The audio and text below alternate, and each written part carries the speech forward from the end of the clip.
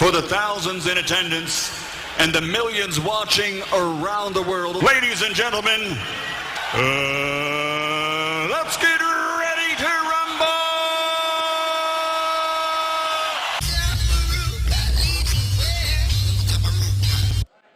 It's like this body of yours. Somebody step on your toe don't say nothing. It's your mouth that opens. Ah! Damn, what was that? Because there's a connect between your mouth and your toe through a nervous system. And what the enemy does not want is a replication of a nervous system to be developed among us as a people, that when one of us aches, all of us feel that pain. And when we are like that, we'll stop the enemy. All over the country, you don't have to ask him to stop police brutality. We stop it ourselves when we feel each other's pain.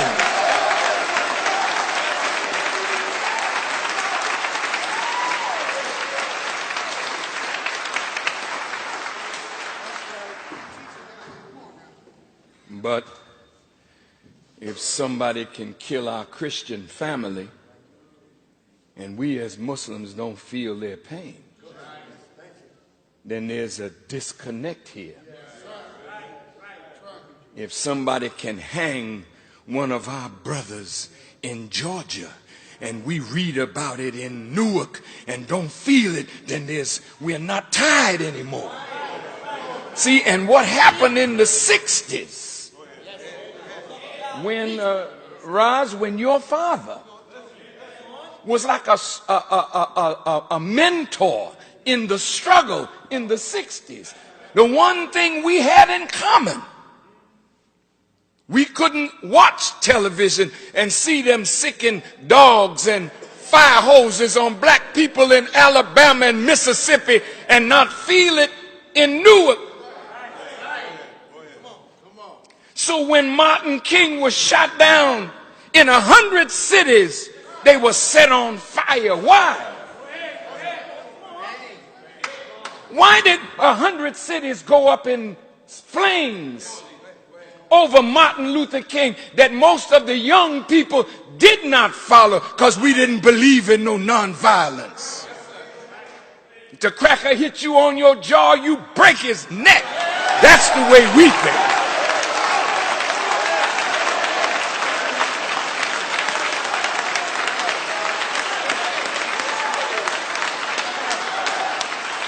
So we were not nonviolent.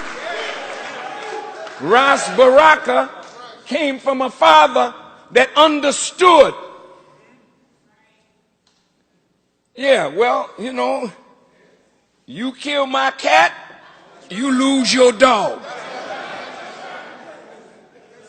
See, and when you start thinking like that, people think twice before they bother you. That's why Moses said an eye for an eye, a tooth for a tooth, and a life for a life. You're practicing that now among yourselves, but when we become a unit again, then when they take out our eye and we take out theirs, then all this crap that you're suffering will stop almost overnight. On another level in the city, different players.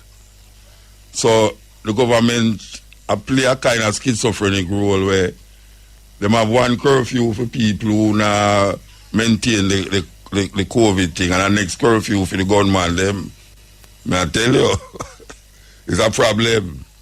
It's a big problem in Jamaica. Anyway, we are continuing our journey of trying to bring the African people them to them senses. Because some of us so lost, man, that we don't know. People are say, boy, Muta, easy, a years now you have this thing and the people them no waking up, they're not gonna wake up, man. But guess what?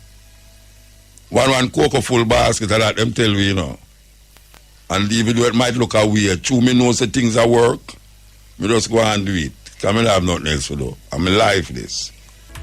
Would I like continue a conversation where we start about symbols and how symbols represent a whole heap of different levels of identification and how nations and people use symbols to subliminally pass a message that put them at the forefront of history. You know, we're going to have, as you might have heard already, Minister Louis Farrakhan might be giving his last testimony and statement to the world on Saturday, the 4th of July, which is so-called American Independence Day. He will be giving a statement to the world. We're going to have one of his representatives here at 11 o'clock. At 11 o'clock, we will be talking to his representative and trying to get insight on what will be taking place. But we know that it has been advertised all over that Louis Farrakhan will be giving a speech. And it's a very important speech. Because, you know, the man is so reach all 90, you know. He don't look how he is still, but him look all like him nearly reach 90. I don't know if near 90 him there, but I know say him gone past 80 is long time. And I feel good for know say is a man where we know, yeah, we have been, where we say brethren, for years, we are brethren. We give thanks. If you know, say we know a man like that, in my time, yeah, can come close to him and brethren with him. Yes, it's a great work him do for black people in America. A whole heap of youth, they dip on the road, and whole heap of sisters never have no place to call them own. And now when you see them, man, it's like it's almost, it's a thing where Marcus Garvey did envision where it start to. Marcus Garvey did have that kind of manifestation in America. You know, in Harlem. Farrakhan have it in Chicago. And it spread all over the place. And it all reach all over anywhere you go. So yes, it's a blessing. It's a great thing to understand that, yeah. We're living in a time when black people is rising to the occasion again. We have to say again because we are telling you, man, same time rise, same time fall. And that's how it go. But I don't know, fall down we are working still, you know. Because the amount of fall down, we still get up. It's not the fall, you know, it's the getting up. You know, see, it is not the fall, it's the getting up. And we are confident in the victory of good over evil. So we not stop. We not stop. We not stop. And we know, say, even though we might not hear Farrakhan on a big podium again, but we know, say, he might do the work out there. He might do the work. Yeah, man. He really do the work. So, as we are saying, 11 o'clock, we're going to have Farrakhan. We have a whole heap of rolling stone about the place, you know. We have create havoc. Because them Lego, them little droplets about the place, and them droplets, them gone, and them droplets get big and start to terrorize people. A serious terrorizing are going on in Jamaica, yeah. We have to watch the gunman and the politician them. The people them is caught between the devil and the deep blue sea. Terrible thing, terrible thing. So we see where Anglican, I don't know how true it is, you know, but I'm going to repeat it still. It seems that they do something for years that almost destroy a people. Destroy them way of life. Destroy them spiritual consciousness. destroy them humanity. And then you just say, boy, you're sorry. No, sir, not go so. Not go so. It have to be more than sorry. I'm not going to say we. I refuse to accept this argument of, well, me say me sorry. Yes, without compensation. And when we look at the nations of the world,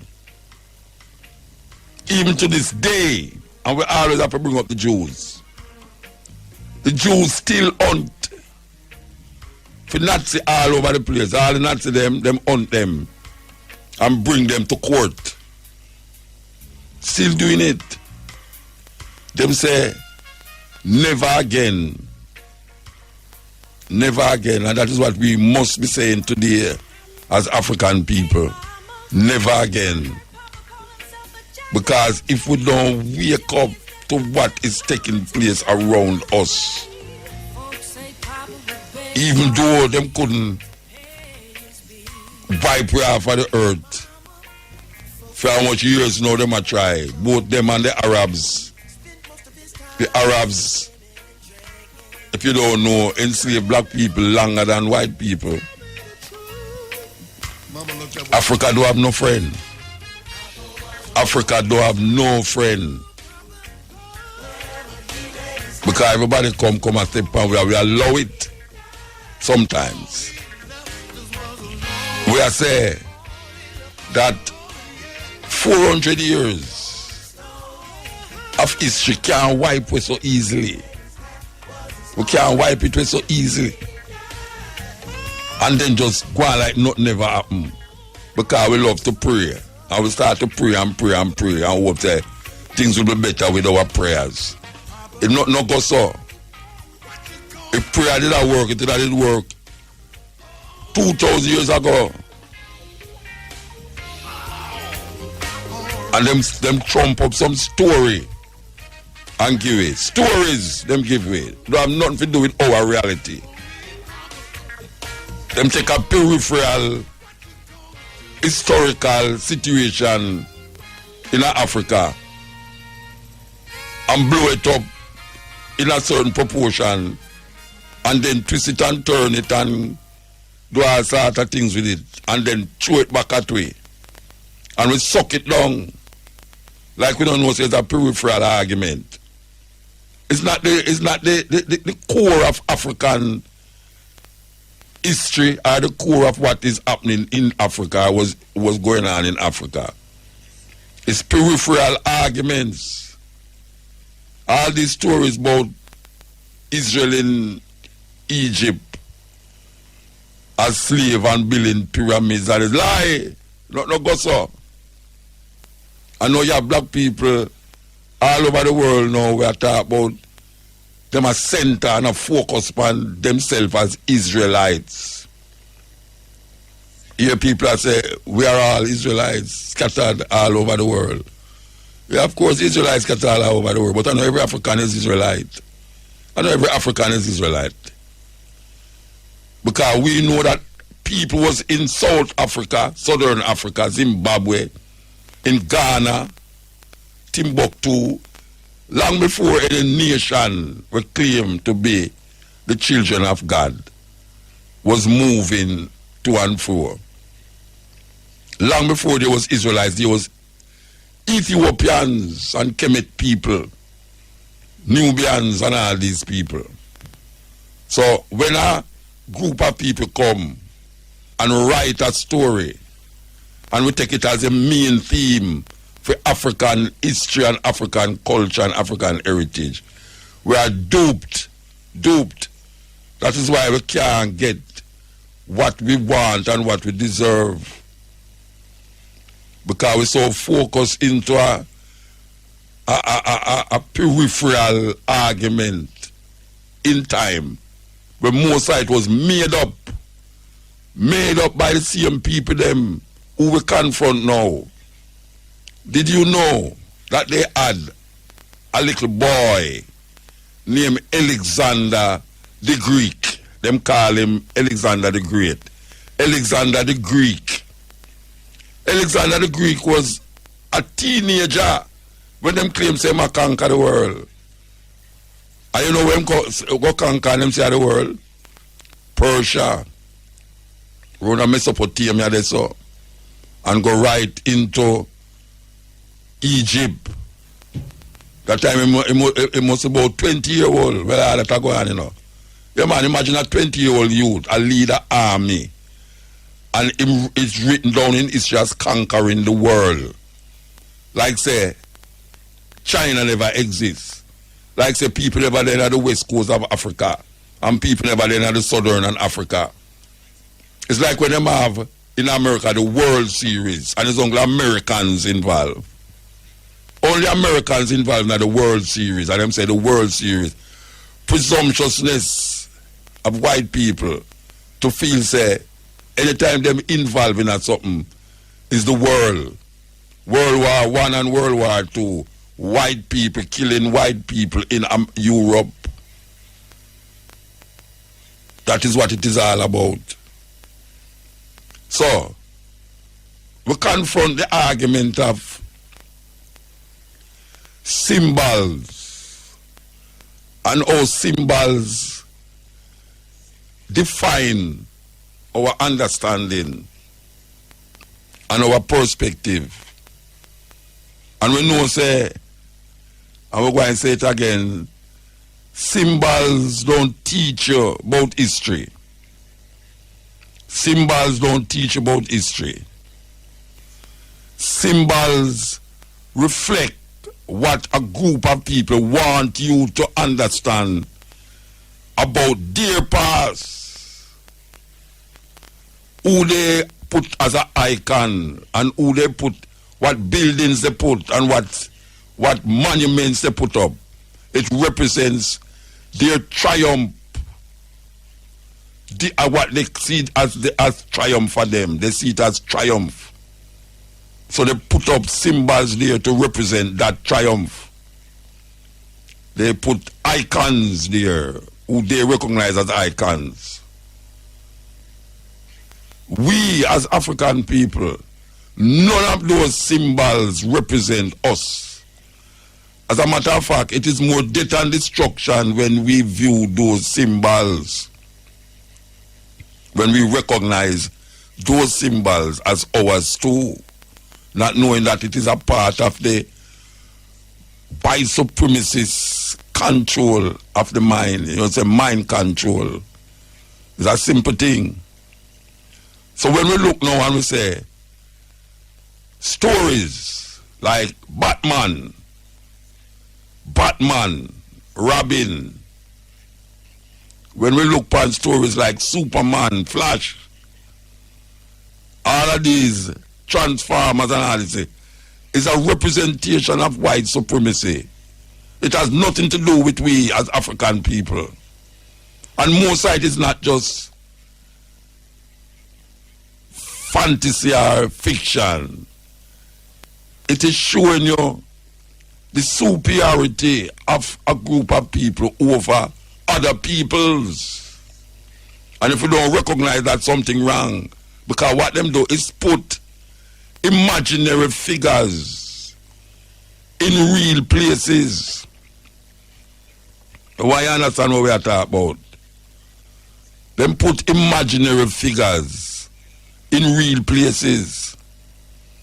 So when you take up a comic, and when you go to a movie, you see them put on the screen Chicago 20 something like that, 900 or 2052, or them want to go back, them say Los Angeles in the 1940s, and them show you a fictional person, you know, and then you with your mind and your brains sup up those fictional characters in real places like a sponge.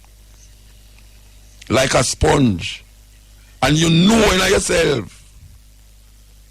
You know in yourself there was no Wonder Woman and no Superman. But those characters is placed in physical places that you can identify with. Like if you go to California and you see the Golden Gate Bridge and you see James Bond a fight Grace Jones on the Golden Gate Bridge. A black woman as a villain and a white man a fight, you know, so well, it's really fiction, you know, but guess what? The Golden Gate Bridge is real. You see, it's a psychology of places, people and things that is embedded in our psyche. So even though we don't come out believing in Batman and, you know, James Bond, but it show you that a white man can do such great things and great works and is licensed to kill. James Bond and Batman, even though him can't fly, but him have things that make it look like him can fly, and Spider-Man can't do this, but him, all of these figures is embedded in the subconscious. And then later on they put monuments and build places like Disneyland, Wonder World and all these places. And we get caught in the web of attraction. And we start to now look at the people who create these figures because they write it down in books and because they build monuments to those figures and because they build statues to those figures. We start to believe in ourselves. Said these people go through some serious things because look how them fight for them this and them fight for them that. And see the statue for prove it there. See the monument for prove it there. When it's a lie. Because if you trace back to the places where them put these imaginary figures and all of these stories is centered around some reality. A man adapt a story based upon a certain reality, but him just spread it out and make it look very palatable to you when you're watching the movies. And we say that is what Europeans do continuously. It's like the whole world is a movie and everybody's supposed to play that part. But guess what? African people get left out of it because African people is the consumer of the part. It consumed them, consumed and are being consumed by the part that these people put up there. So when we look at a statue, we see the statue as iconic. And we say, yeah, you see this man here? Is this man here freeway, you know? Abraham Lincoln in freeway. It's a good black white man that. And look how them murder him though. Boy, may I tell you, they murder the man and the man knows him freeway. And then you have a man now where he must sing Amazing Grace. And him sing the song that was a matter of fact, we have a conversation, well not a conversation, we have a talk about it today. Where a white man who used to have Africans and move from the west coast to this part of the world and turn them into slave. And him is getting converted to him so-called Christian belief system. And him start to repent by singing a song to soothe for him soul. He must sing a song for himself. He must write a poem for himself and use the melody of black people song. The melody, we don't talk about it today, the melody of the song is an African origin. The words is a slave master origin. And him use that, and even though him become a so-called Christian, he must still move in Africans because him realize that is a job. It's a job him have, and him not give up him job because him get a light from Damascus. I can't how Paul get it. But him continue until him stop. And black people, African people, in at this time, yeah, come up and stand up and sing the same song and put it upon themselves. That save a wretch like me. Think about it. It's like a Jew sing a Nazi song. How can a people be so downtrodden, use the ignorance to the point where their mind get enslaved rather than their body? Because after them fight for free them body, the greatest part of them, which is their mind, them thoughts and them action, was not freed. Because the man used things that even though he is not present, and that is what symbols are, or most symbols are, even though you are not present, but the sign represent your presence, and the sign direct you to a certain thinking. The sign direct you to a certain understanding of something that might not have been real. Might not have been real. Because when him twist and turn history,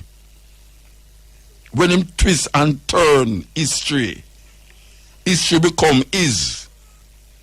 It's film history. You is just an onlooker. So when you read it, you want to identify with it. Not knowing, say, him did done carve it out as is already. And you did have something that him can't take out of you. But you prefer now to bring the watered down understanding of the peripheral thinking in your possession.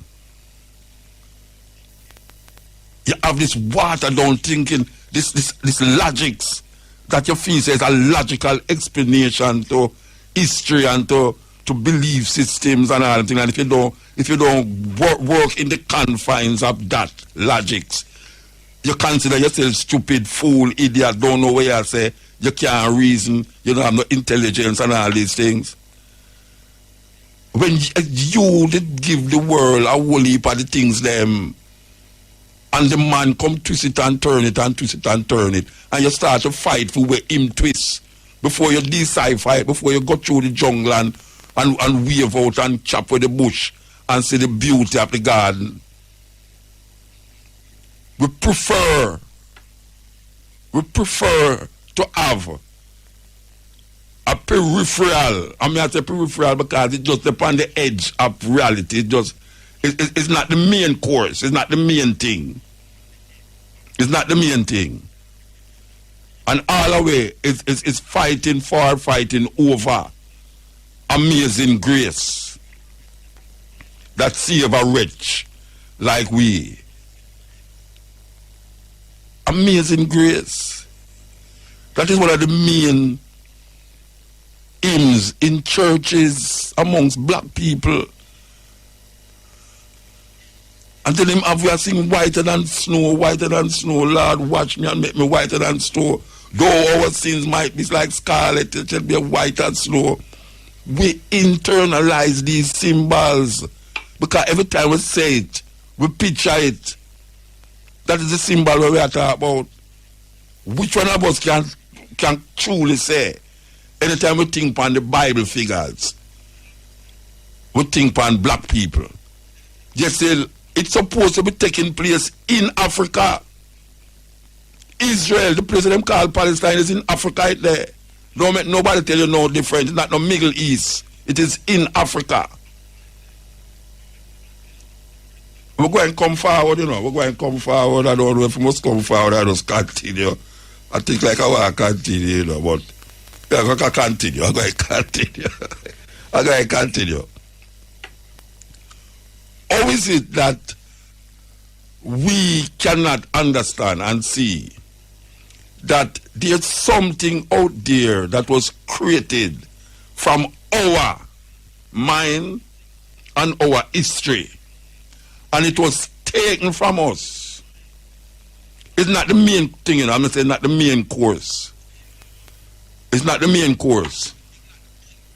So we don't want to say, well, this is African history. Because Africa is a continent with 50 different countries in it. And if people was in Ethiopia, people was also in Ghana and Morocco and the Congo and all these places. And China. And Africans was all over the place. People was all in these places. So we can't say what we know now and what we adapt and what we internalize is African history, to the point where this was the main thing it was the main thing that happening because Europeans find themselves in a slave situation and look on that history, write the history and put themselves in it and make them become the icons of that history. So anytime you as an African person think about those history, you don't see yourself in it, because they don't put himself in it, just like when put Batman in a certain place, just like when put a cowboy in a Texas, just like when put a gunman in a Chicago, and it's not true. It's not true. Him all date it. Him date it. Give the man a look and say, this man ya come from that era, this man ya used to live that period of time, and I'm going to create a story around that man. And when you really check it, it's only the place it exists, but the man never exists. It's the time it exists. When put the man in, but the man never exists. And you internalize that. So when you see it now, you can't, you don't even know it says Africa. Because nobody now teach you about Africa. Because you know about Africa, it's some white people are run up and down naked and them thing there. So if you know about Africa, so white people are run up and down and them thing there. How come you don't know about them people there more than what white people tell you? White people tell you some man used to run up and down in Africa. Me not say no man never used to run up and down in Africa. Because me know say Africa is a continent. But how you not learn about them people there? Where were those people? Where were the Bushmen? We're down in South Africa. Where were the Twa people? Where were the Tuareg people? The Dogons? Where were those people? We never know about them people there. But them people that didn't exist. Them didn't exist. But when you think about those kind of people, you don't think about white people in the story. You don't think about white people because white people never even touch the part there. And if them touch a part there, them forget about the part there, kill the people them and turn them in some slave and carry them go away. So them capture a set of people. Them capture a group, a place. Put themselves in it. And write about it. And you who did dead can't see yourself in it. Because the stories are twisted and turned, and battered and bruised. That when you think about the story, you think about them. And because them twist the story, it don't have no sense again, you know. But because it look logical, you just accept it. Why we accepting these things over the years? Why our grandmother, our great-grandmother never have the knowledge and the information that we have now? Why is it that we continue to perpetuate the same illusions and fantasies that them teach our grandparents and our great-grandparents? That some of them, don't get me wrong, some of them did fight for that, fight for the liberation and freedom, not only of themselves, but of their mind. Of their mind. Right now we get docile to a point now that we don't even have no mind. We do have no mind. And African people is living out a lie. What lie them living out? Them living out a lie say, there is a story that is beneficial to their being on earth. And if them don't see that story, them is doomed. And then people will take that story and show you, say, but it's your story. Which part of it is my story? When I know, say, Batman never exists. When I know, say, Flash never exists. And if a man can create Flash and say, you know, say, Flash take a plane and come to Jamaica, you're going to say, wow. Them include Jamaica in a Flash, just like James Bond. You know, say James Bond, the first James Bond movie was placed in Jamaica, right on Rockford Road there, before you'd have cement factory. The road used to run behind cement factory for go to airport. History. We know that. But there was no James Bond, because a man find about a next man, Ian Fleming, find a next man will represent James Bond and create a James Bond out of the man where him did know. Him create a James Bond out of the man where him did know, and him become a millionaire that him have an airport name after him, Ian Fleming Airport. And him create a man out of a next man and put him in a place to really exist to the years after now. That man who used to act the first James Bond stop act it, and them get about 3 or 4 man for act the same man will never exist, but them put in a place where exists, and him still living. How you going to think about James Bond separate now from the places where him put him? Because every place where him put him exists. Airport exists in Jamaica. The Palisades Road, and near Palisades Road again, but it exists. We know that it exists because people who live in know that it exists. But you tell a youth about James Bond, you might go ask if James Bond was a real man. And you'll tell him, say, boy, somebody will go tell him, say, boy, I don't know, you know. I don't know, but I see him did him, I go a movie and I see him on Palisades Road, a fight, and I see him there certain place where him know, where him know personally exists. I wonder if you see what I say. I wonder if you realize what I tell you. I tell you, say, history, the person who write history,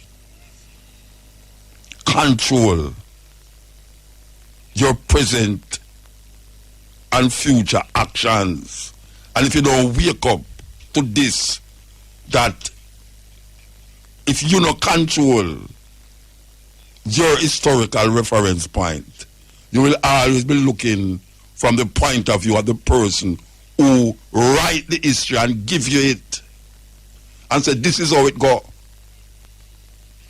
This is how it go. So every time you hear history, you have to look in at some book where the man who control write. Where is your writing? We have writings, but how much are we going to read it? How much are we going to read it? You have some people who love history, you know, but them not going to really go into history. Because history is what make it there so now. A whole heap of what we I don't know was decided by what took place in history. But it's really serious when a group of people can place certain things in history will never exist, and years after they make people come believe it and fight for it and even die for it. Yeah, man. You have things where black people were dead for, where him believes they're in a history, and it never did there. Because the man who write it knows it never did there. The man who perpetuate the story knows that he make it up. And him put things in there where him don't even know about. But because him conquer and conquer and to conquer, him direct the course of history and put up all of these symbols that continue the lie. The symbols continue the lie. You listen to Louis Farrakhan talking about Willie Lynch. Most of you must know about Willie Lynch by now, yes. You know, so a lot of people say him never exists, but it's not the existence of him, you know, it's the message where in the argument about where the psychology of how you're going to keep a slave intact. You know, you might talk about you pit the dark skin one against the light skin one. You know, them really, it's a serious thing. Hello? Good night, man. Yes, sir. Well, it's hard, man. Forget, man. Yeah, I'm hearing clearly. Yeah, I'm hearing you, man. I'm hearing you. There's a little feedback going on, you know. Yeah, I'm hearing it as well. But yeah, we can't get to that feedback there. Oh, we're going to get to that. Yeah. So is this? Is David this? Sorry, Musa, I'm hearing it like a bit of an echo. Yeah, me too. I hear an echo too. I don't know why the echo there, eh? Echo. Where are you? Yeah, I am currently in Trinidad. Okay. You're in the studio? Say again? Are you in your studio? I know you have a radio program now there.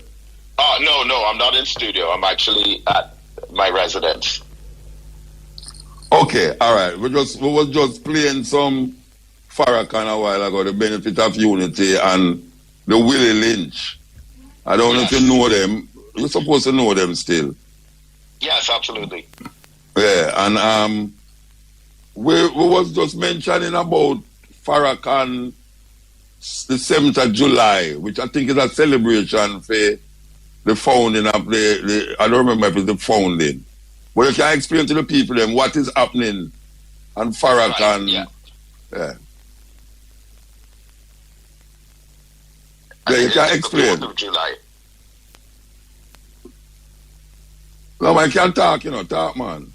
Are we on the air now? Yeah, man, you're up on the air, man. All right. Well, first of all, I was thoroughly enjoying what you were explaining earlier because I was on the line, I don't know, maybe about 20 minutes ago. Oh, sorry about that. No, not at all. I was really enjoying listening. It was, spectacular, right? I really appreciate that. And, of course, I've been following you for many, many years. And you have always been able to provide a brand new perspective on so many things. And, what you're saying about our knowledge of the history and even the way an enemy has been able to create fiction for us that has been like a new reality. Put it in a real place. They put it in a real place. Yeah. James Bond is fiction, but they keep replacing the characters, and we renew our contract with the fiction to keep us hooked for an extended period of time. So that's pretty amazing. But it's a pleasure to be on, and of course we are highly anticipating a message from the Honorable Minister Louis Farrakhan, which is coming up on Saturday, July the 4th, from 10 o'clock Jamaica time. And this is a special day for us, July 4th, because it's actually the day that our organization, the Nation of Islam, began. So I remember that. Yeah, it will be exactly 90 years since the Nation of Islam began. And on the same day that the United States of America is celebrating their independence, we were declared as independently thinking black people being liberated out of a 400-year-old experience of being dehumanized, having genocide committed against us, and of course being robbed of our heritage, our legacy, our connection to Africa, and furthermore having our names, languages, and culture taken away from us. So we were totally stripped, almost like a spiritual and mental skeleton with all of the substance removed, and we were just left as physical bodies without consciousness, almost like zombies put to work to build an economic empire for an enemy whom, after he was finished with us, chose to hitch us onto a new plow of slavery through miseducation, characterized by white supremacy and black inferiority that was incorporated through a curriculum and a syllabus for us to learn for the next 100 years. So we were put in a very dangerous predicament that has not only poisoned the minds of those who were emancipated by the Abolition and Emancipation Act, but really for future generations. And, you know, it reminds me of a passage that Dr. Eric Williams wrote in his book, Capitalism and Slavery, that same individual who there was a statue of in Bristol, Edward Colston, who was an executive in the Royal Africa Slave Trading Company, that they kidnapped 84,000 Africans, of which 19,000 of them died. So he was at the helm of the death of 19,000 Africans. And they still had a statue of him up in Bristol up to June the 7th. But the people took that one down. Yes. And then 2 days later, the local government authorities, through the mayor's office in London, decided to take another one down, which was that of Robert Milligan, who actually owned 526 enslaved Africans in Jamaica. But what came back to mind was when Dr. Eric Williams spoke about when that particular business was registered as a commercial enterprise, which was in the year 1663.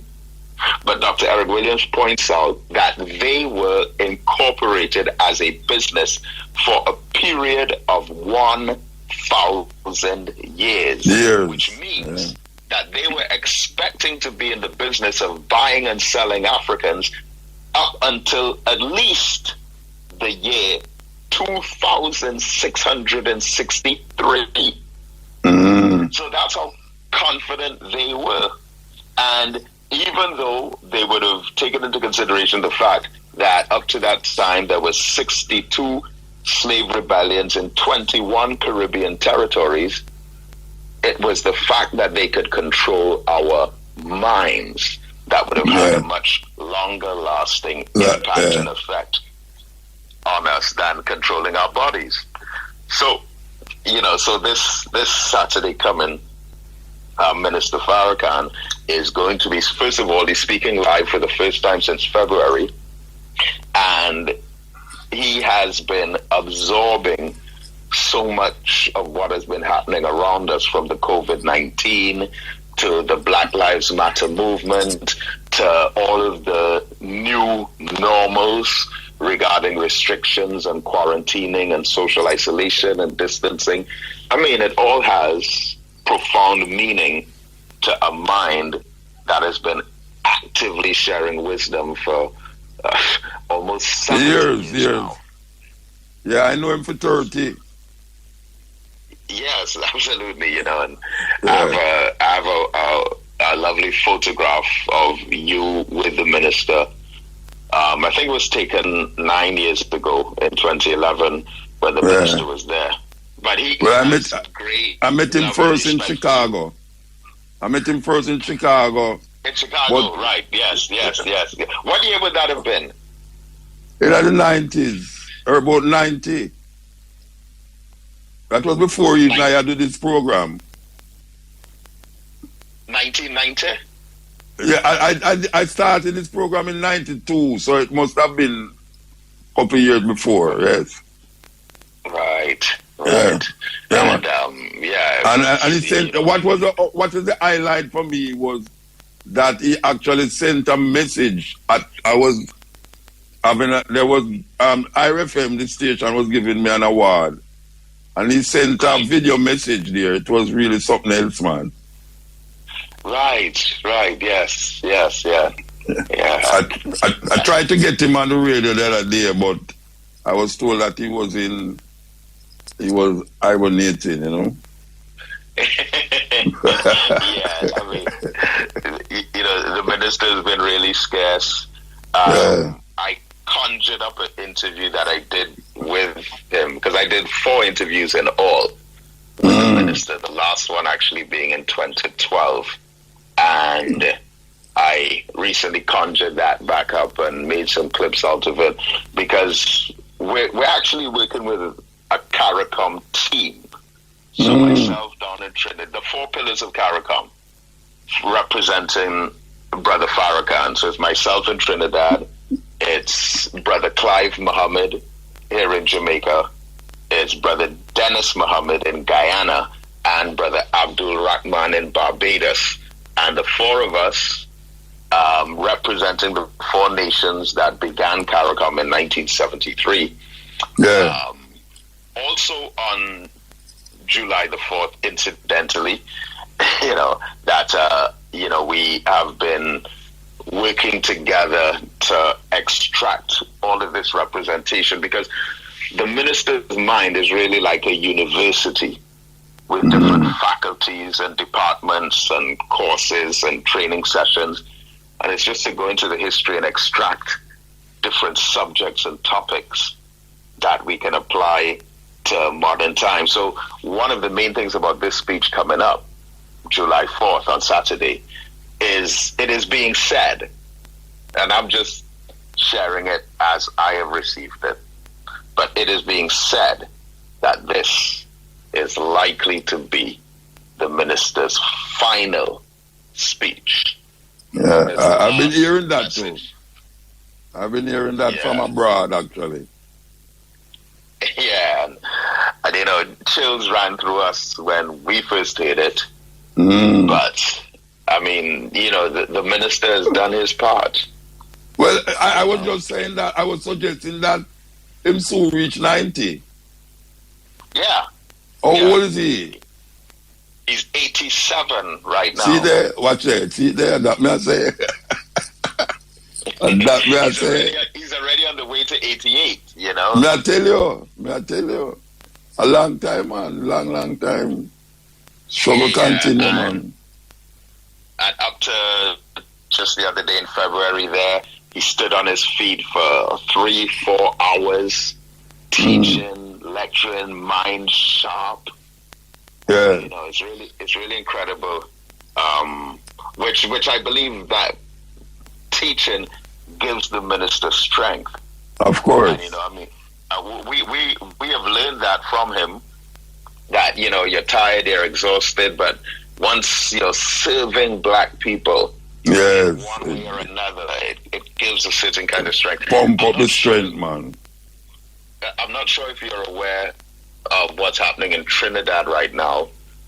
I don't know if it's been on the news, but there have been riots in Port of Spain for the last 2 going on 3 days over some extrajudicial police killings. Oh, yeah, I hear about the killing, but I don't know. Yes, that was riot. Oh, I thought it was the same George Floyd thing.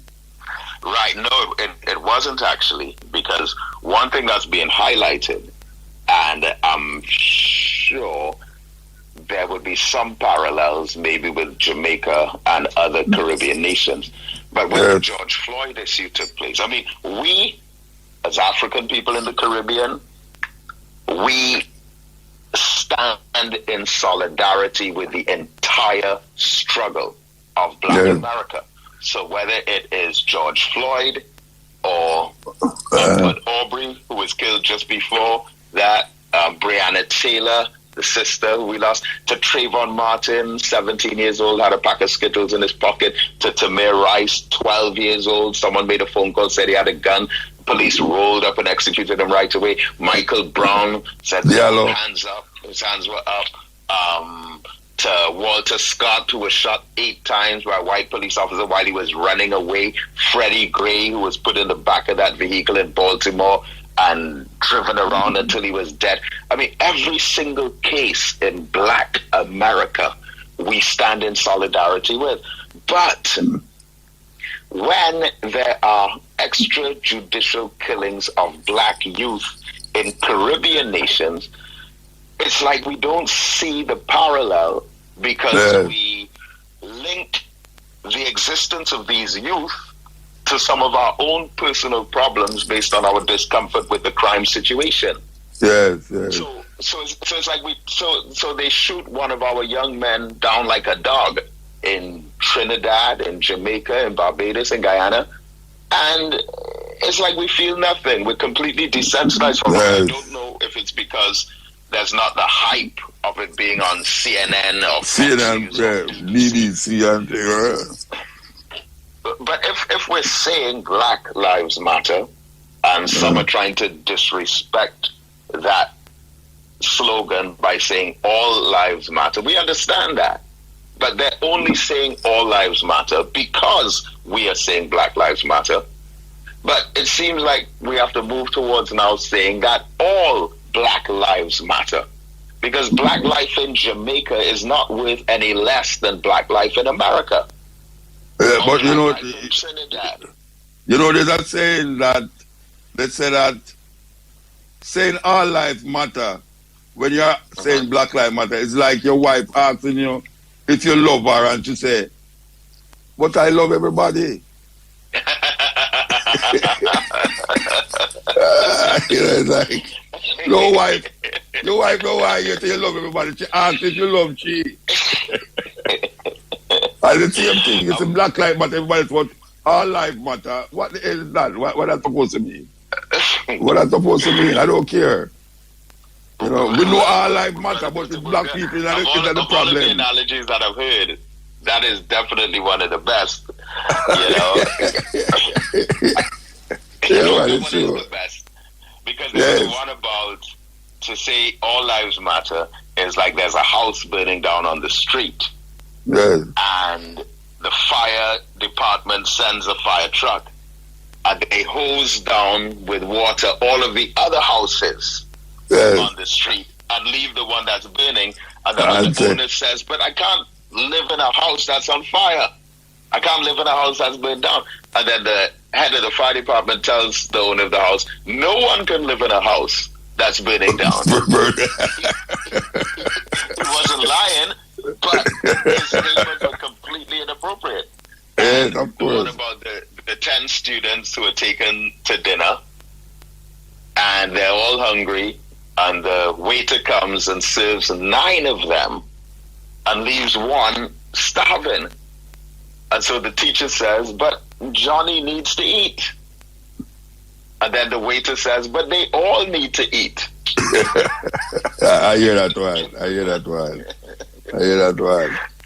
All right, so tell me now the farm that is going to take Saturday, because we know that the crowd thing is not possible. So, well, that's not possible, but you know, how it's going to be? No, what's going to happen? You're going to Zoom it. What's going to happen?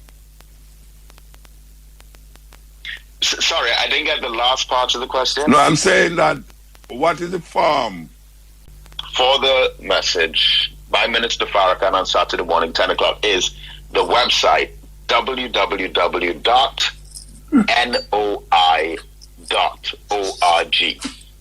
www.noi.org. Now, wait, you have to say it again. Right. You have to say it again. Make I write it down. Right. www.noi, as a Nation of Islam, NOI. Okay. .org. .org. Yes. www.noi.org. Okay, that's easy. Yeah. So like nationofislam.org. But it's also going to be streamed on several other platforms. The second most reliable one will be finalcall.com. Okay. One word, as in the Final Call newspaper. So yes. finalcall.com. Yeah. And then I think there will be at least 100 or 200 other, because it might be easier for many to get it on Facebook. Okay. So if you go up on Facebook, yeah, and on Facebook you can look for Muhammad Mosque, as in Muhammad, Muhammad Mosque 11, or Muhammad Mosque 12, or Muhammad Mosque 46. As a matter of fact, there'll probably be at least 100 Muhammad Mosques that will be streaming it. So if anyone's having a problem with the actual website, NOI.org, yeah, they can try Muhammad Mosque on Facebook. And what time? It will be all over. Yeah. What time it will be? What time? 10 o'clock in the morning, Jamaica time. Okay. And it's all day, because we're going to talk about 6 hours. We're not sure exactly how long the message is going to be, but I would... I mean, I don't want to guess or assume. About 6 hours. About 6 hours. About 6 hours. Maybe. Sorry? The last speech, 6 hours. The last speech? I said last speech, 6 hours. 6 hours? It's possible, though. It is possible. I mean... Man, I hear... I actually heard the minister speak for 6 hours. I have heard Farrakhan talking, and I was wondering, okay, better have lunch and come back. That would have been in October 1993 in Compton, California.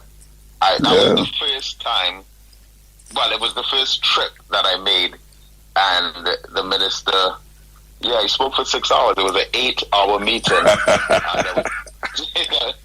There were 2 hours of introduction, and the minister spoke for 6 hours. That was to the members of the Nation of Islam. But I don't think Saturday will be a 2-hour message, though. Okay. Well, give thanks, brethren. We look forward to it so much. Yeah, man, give thanks. I mean, I know you still have your program in Trinidad, right? Yep, absolutely. The Black Agenda, and doing the radio program, the television program. But we also launched an online radio station where we're running, a lot of the minister, all his latest speeches, as well as the Sunday messages from the Nation of Islam, as well as, documentaries, interviews, lectures, seminars. Of course, all the greats. Awakening.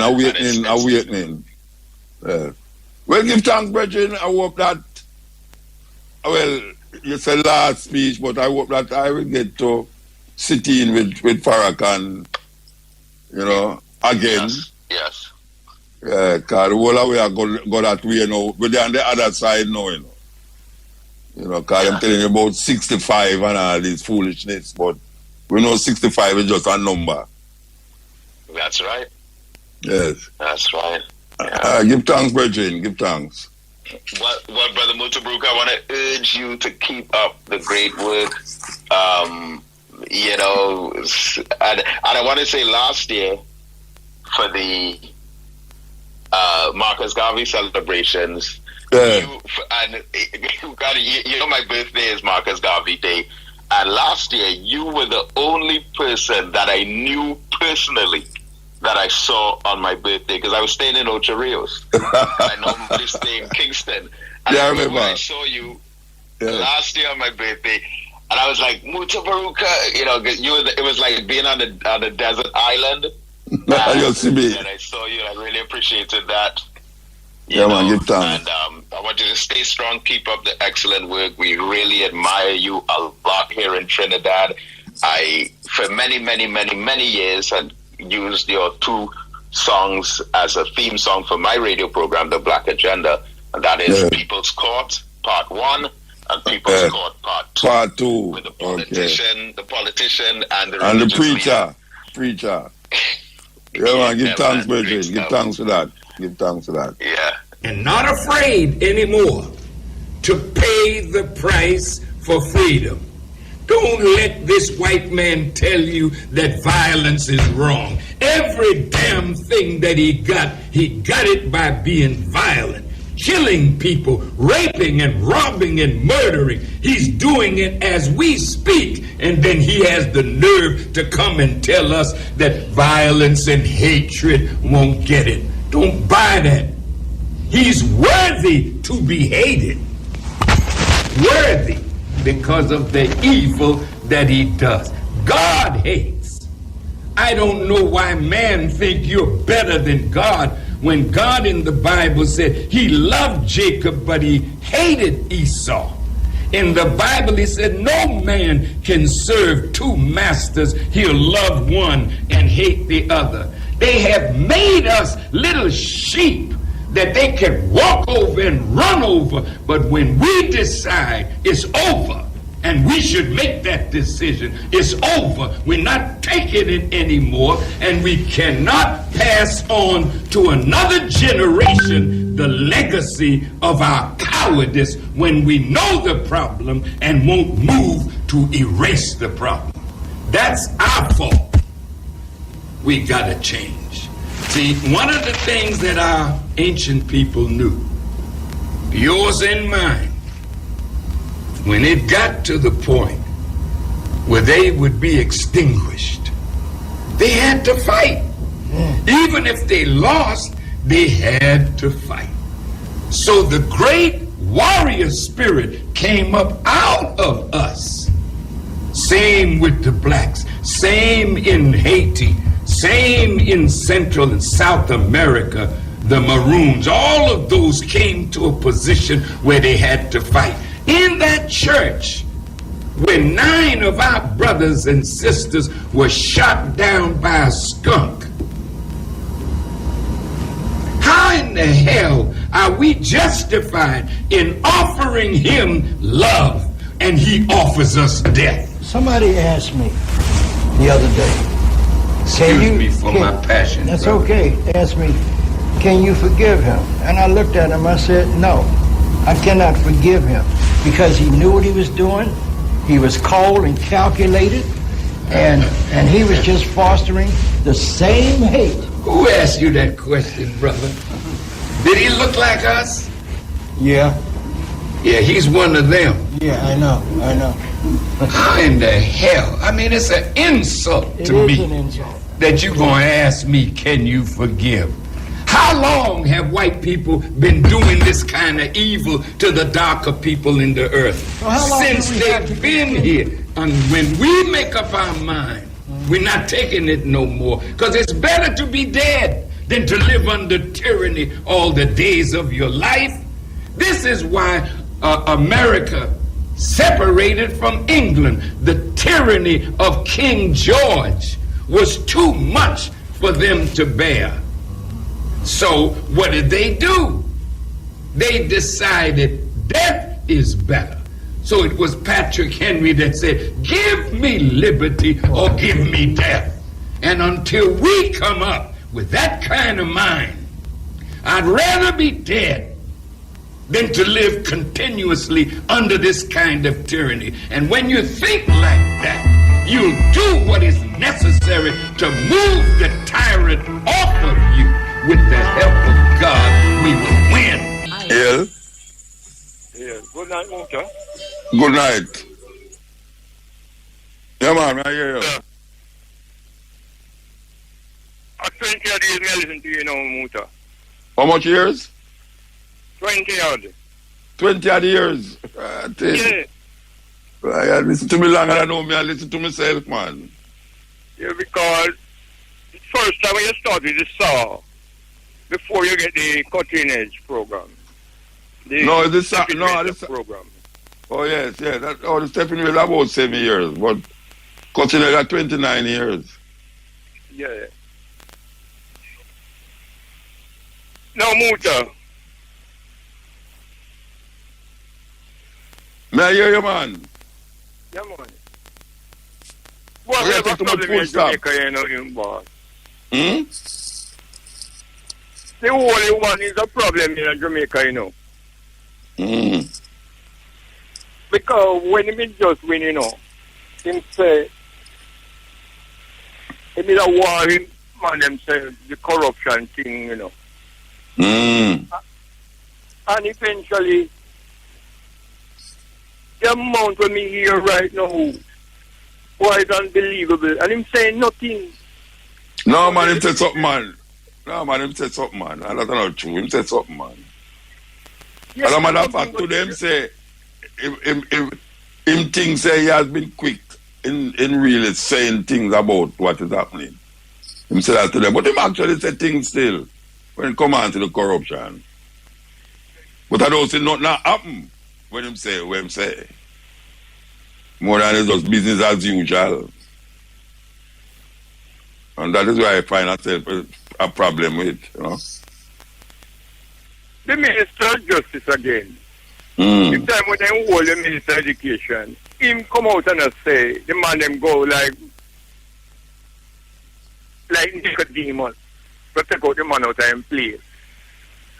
A man like that will be responsible for the people and security and money and everything. Mm. You're not supposed to have said that. Him go back again in a parliament with the, you know, and him go on and laugh over black people issue. No, them things are not right, my boy. No, which one are they? The ministers, which one are they at all? Minister of Security and Justice, which one? The security, the Justice Minister. You mean Chucky 1, 2, and 3? You might laugh about about the period of time when women should have report them things. I think it should have been, it don't have no limit. I think it should be limitless. You know? It can go 4 or 5 years, Muta. More than that, limitless. Some people will lose their work when they try to do it, you know. Not wrong with that. You have a turn feeling, there's a stigma, man. Watch a man, him can't talk to woman, man. Man, the Chucky 1, 2, and 3 can't talk to woman, man. Trust me. Limitless. Time limitless. Because sometimes it takes years. It takes years for a woman come to agree with what happened to her. And she got speak to one of her little friend them, and her little friend tell her, go tell the police, and she refuse because she feel. And then something trigger it. Maybe 10, 20 years after, and she just decides that she's going to bust it out. Limitless. Yeah. A joke business. Joke. But it can't be like, you know, and run your way. Yeah. When they find out, say, he was working, you know, because all of them are inchman, you know, them things, they, you know. Yeah. So she bust it out now, you know, and just say, you know, get rid of everyone there, you know. Yeah. And she can't do nothing right again. Chucky 1, 2, and 3, man. Them all of them. Yeah. And you know, say have people now we at a 2 year. What 2 year? Oh, 2 year. 2 year can't work with that, man. 2 year can't work, Muta. No, man, a woman get raped, man. Shafi come to grips with herself before she can really go tell people. Yeah, so that happen. Shame nice, you know. Yeah, yesterday a woman will just come out and just go police same time, you know. Yeah, woman will go same time. But eventually, you have some, them not really like the stigma. Yeah, because them don't want them money here or them don't want their husband here. And the lawyer go to treat, well, the prosecutor go to treat them bad in the court too. Or the man lawyer go to treat them bad in the court and make them see all them things there. Yeah, man. Because the man having money for pay up. Like Epstein. You hear about Epstein? Jeffrey Epstein? You know about him? Most of it I listen to your Batman thing and the thing, you know. I really think, you know, Munta. Which Batman thing? Oh, where you get from me, I say? Let me say if you understand what I say. Where you get from me, I say? Yeah, I understand what you say about the stigma with the woman. But we don't talk about first. No, but me talk, you say Batman thing now. Where did that say? What you understand about what me that say about Batman? Yes, that them create this image. Then create this image that people believe that is true. The place is there, but the person is a make-up thing. Yeah. See, black people are not that, you know. Yeah. Yeah, most of the things they will believe in are make-up story, make-up things. Because You have a... Oh, you talk with so much full stop. the splash and all that thing there. Yeah. That's a real thing. No, nobody knows everything. But You're talking too much full stop, man. You want a comma. Yeah, why am I going to say comma now? Gone.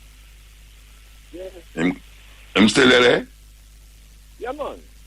Then oh, you take so long to talk, man. You talk like you're full stop.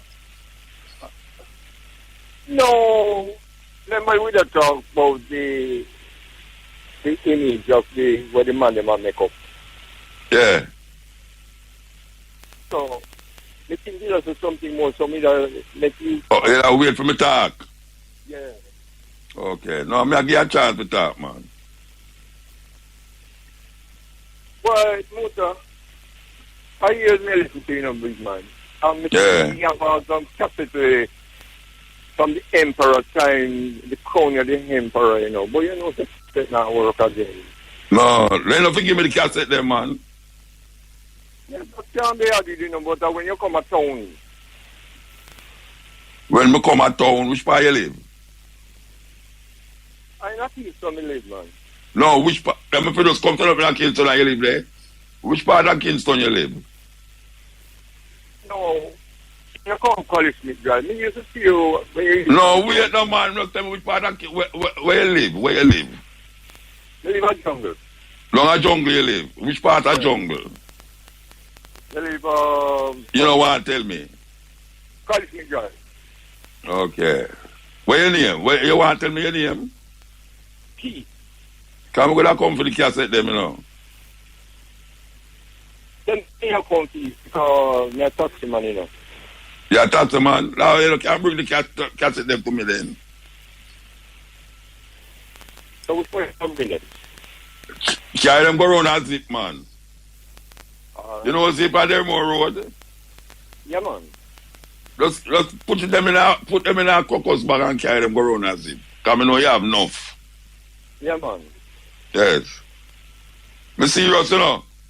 Yeah, man. You know, all right. about Muta. You say, at 20 years now, you listen to me. That means you have 20 years with a cassette there. No, just let me have, man. All right. But I bring no Stone Love cassette and a church cassette. Come give me that. Continent cassette me talk about. Yeah. Your personal programming. All right, sir. All right, man. When you go, you tax them, you write tax every day. Yeah, man, I run tax every day. All right. So when you go bring them? You know, the weekend. Okay. All right, sir. I want to tell the security to look out for you. Yeah, yeah. Yeah. Mutabaruka. Blessed man. Blessed love, man. Rastafari. All right. Man. Been a while, you know. Which Friday there? There, man. They are listening to you from an unknown location. Where they are. Okay. Still the unknown location. Yeah, you know, they're in the studio. You know something in that studio, man. You know something there. You don't know. Tonight is a night of love and iriness from I King, I Sabatooth. To all of the listeners them who don't know, it's I Sabatooth, Mutabaruka, #1 fan. So all of the listeners them out there, tonight is a iron night. Now tonight is the only night where Mutabaruka going to let Sabatooth just do a little quick reasoning with him, very short. Where everyone will get the full overstanding. Now, before I start to reason about that motor, I want to ask you one thing. Nothing personal. When you're there from an unknown location, is it just that vibration that you want to bring, or it's a personal reason make you there from an unknown location? The unknown location is because I'm not in the studio at IRFM long at OG. I'm in a broadcast which part of the location there. So that's why it's an unknown location, because I'm not go down at IRA, down at OG, just go to the program. Yeah. Yeah. That may I say. It's no other reason. It's just because you want it from an unknown location. No, the reason is that them have a thing with them say, you must work for, if you can work for your home, work for your home. And if you can, don't go so far, don't go so far. Right now, they are next unknown location, you know. You can't believe that. and it don't have nothing to do because... The same location, I mean, the last week, I know there's somebody this week, you know. Yeah, I know every week you're from a different unknown location. No, I don't say every week, but I go down there at your place, I don't even know neither. I go down at your area right now, I look on the mount, the Warwickile Mount, I don't even know something, you don't even know something there. I agree. That's right beside Excel at the top.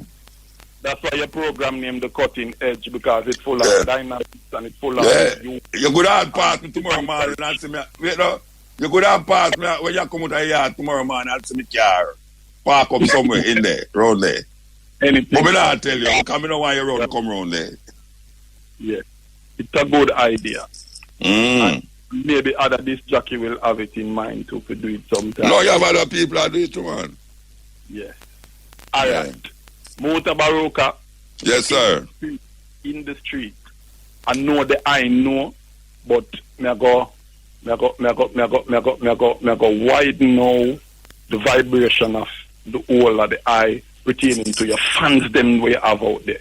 I know that the eye know that you have a whole heap of fans, but me go make you know of them now, because through me the inner the street and people confront me.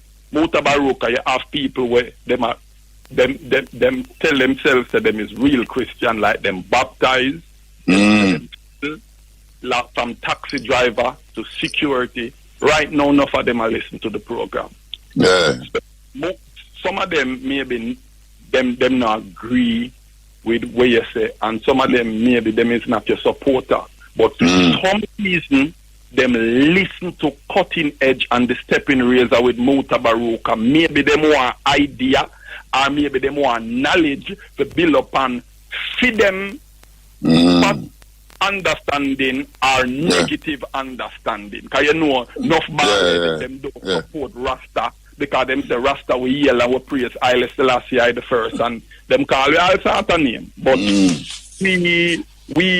say we respect and honor I and I self who see Rastafari as the light, the truth, and the way. Seeing if a one don't see it that way, we not condemn them and judge them, because every one of them own judgment to face, whether good or bad.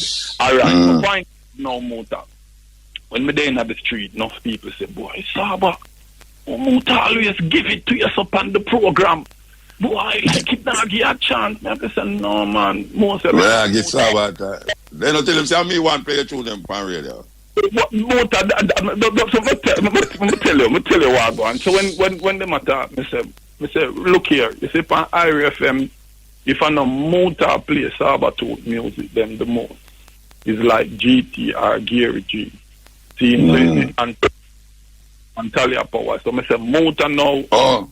Me say Muta play the most Sabatooth on IRFM. I'll let nobody not play me. Him feature me and me give thanks. See him and love. But you want me play more. You want me play more. I love that. Every artist would love Muta play more. So when Muta play your tune is a different play from other disc jockey, because Muta, everybody listen to him. Right now, Louis Farrakhan go to the Inner Palace. No good. Tell you, everybody listen to you. The Prime Minister and the opposition leader. I tell you, Mutabaruka, the worldwide. What the Prime Minister again? I tell you. So listen now. So I said, no man, don't say that man. Them say, boy, Saba, never cut you off.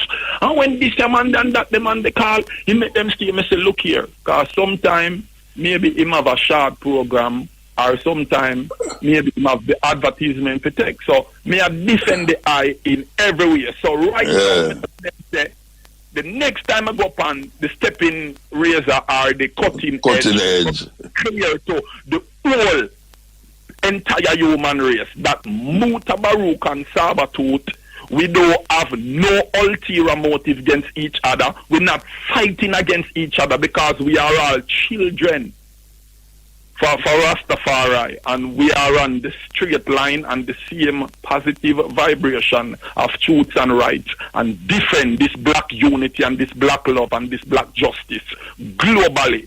So look here, to all the listeners out there, the security hygiene who always see me and the taxi hygiene who always see me. Out of the king's them mouth, out of the lion's mouth. You hear it from Mutabaruka and Iroel King. Sava. So everything is Irish. Sava. Yes, Muta. Well, you talk like me a bounty killer and you a beanie man, or me a beanie man and you a bounty killer. Well, we are make up back. No, we don't make up nothing. We don't have to set it to a fan. No, you are saying that of me. You are saying because me not have nothing against Saba to so Saba to I said, oh, we want the world to know. Like say, a Vibes Cartel, I'm a father working the Guardia, so no. No, because me I tell them people terrible in the motor, you know that, you know, when me there in the street. Yeah, they're terrible. Oh, you put it now. You put it now like, the food you tell me done. Me you done now, what you hug up. So me erase that out of their mind now. So when me go and me see all the security there again, me not talking location or when me see that. Yeah, no, you see what boy, you get it straight, boy. I can't see us and nothing negative again about Muta. Me gonna say always have positive thing to say about Muta because him have positive, him have everything positive about him. Him program is positive, him livity is positive, him teachings is positive. So there is nothing negative is there. All right, we set that straight. Now, Muta. Yes, sir. Your song name, there is a reward for me. It's original. Joe Higgs music. Joe Higgs tune. Joe Higgs tune that, right? Yeah, Joe Higgs. I send it to your email and on your WhatsApp, and I love. All right, I can tell you about my email now. I get the tune from my email, but then now download, you know. I tell my brethren, say, I want to throw that computer and get a new one because I can't get to download the tune them off of the computer when I use it. So now it just a play when I use it to play the radio, but I see the email them, you know, but I can't download them. So all right. Well, no, I'll tell you what I got now. My brethren, give me a computer. Because I'm in my misery. And I'm not traveling now for go in a Best Buy, go buy a computer now. So a good brethren of mine, give me a computer. I'm just tell my next brethren because him kind of updated for me. And I'm going to take it. And I'm going to start saying we can download some music because a whole heap of man out there supposed to vex. You understand? It's other people computer me have to use to download music. You understand? Me I use other people for go in on my thing to download the music them. And me can't keep bothering people when so much music they have to download. So by this week I'm supposed to settle off with downloading music right now. All the music that you hear me play, me get them all. For listeners out there. Maybe you don't see someone just send a Chris laptop come for your motor because. And if you do that, and then you know some of your friend, but I drive at the taxi with you. No, it's so impossible. I tell you that. You see a man. Work what I do, motor, it is more than money can afford. It is a price work because you're feeding the people them spiritually, mentally, and physically. Yes, sir. So the idea. But I tell you something. Ask my brethren from down a zip here. May I use a computer right now? We are portion of it, me can't see the bottom of the computer, the screen. And it'll go up. When we start, the screen will go up and up. It'll get blower and blower and blower. I go up. So me can't see none of the tune them. And then little more, me can't use it. Which going to be a travel stay. Because I'm not travel now. I'm not see it now. I'm not going out to go buy a $200,000 computer. A joke business. All right. Hear this one I'm going to say now. Yeah. I World King, aka I Sabatooth, I reach out to all the listeners of No, me now, no, yeah, yo. Me now I beg no computer for my brethren. Me not beg no computer. Me Yeah, not beg me no. now beg no computer. I'm going to tell you about the situation of me now. Why?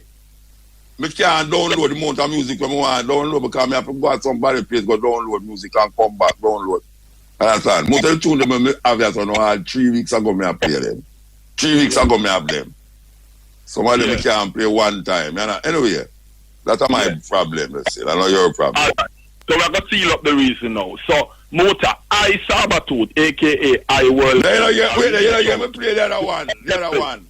To every Jamaican and every people around the world to tune in to Louis Farrakhan. Motor is when he's going to have this speech. Saturday? Yeah, Saturday. I want everyone, all who don't have a TV or no use on a phone. Now, me love if every prisoner can get the chance to view this speech with Louis Farrakhan, because them say it is in final speech. Maybe it's not in final speech as in final speech, but this speech that I'm going to have, it is a must to be heard. And I see it on TV and on news right over the world in which enough prisoner in prison opportunity if you can watch news and them love him. But maybe in Jamaica it's not like that.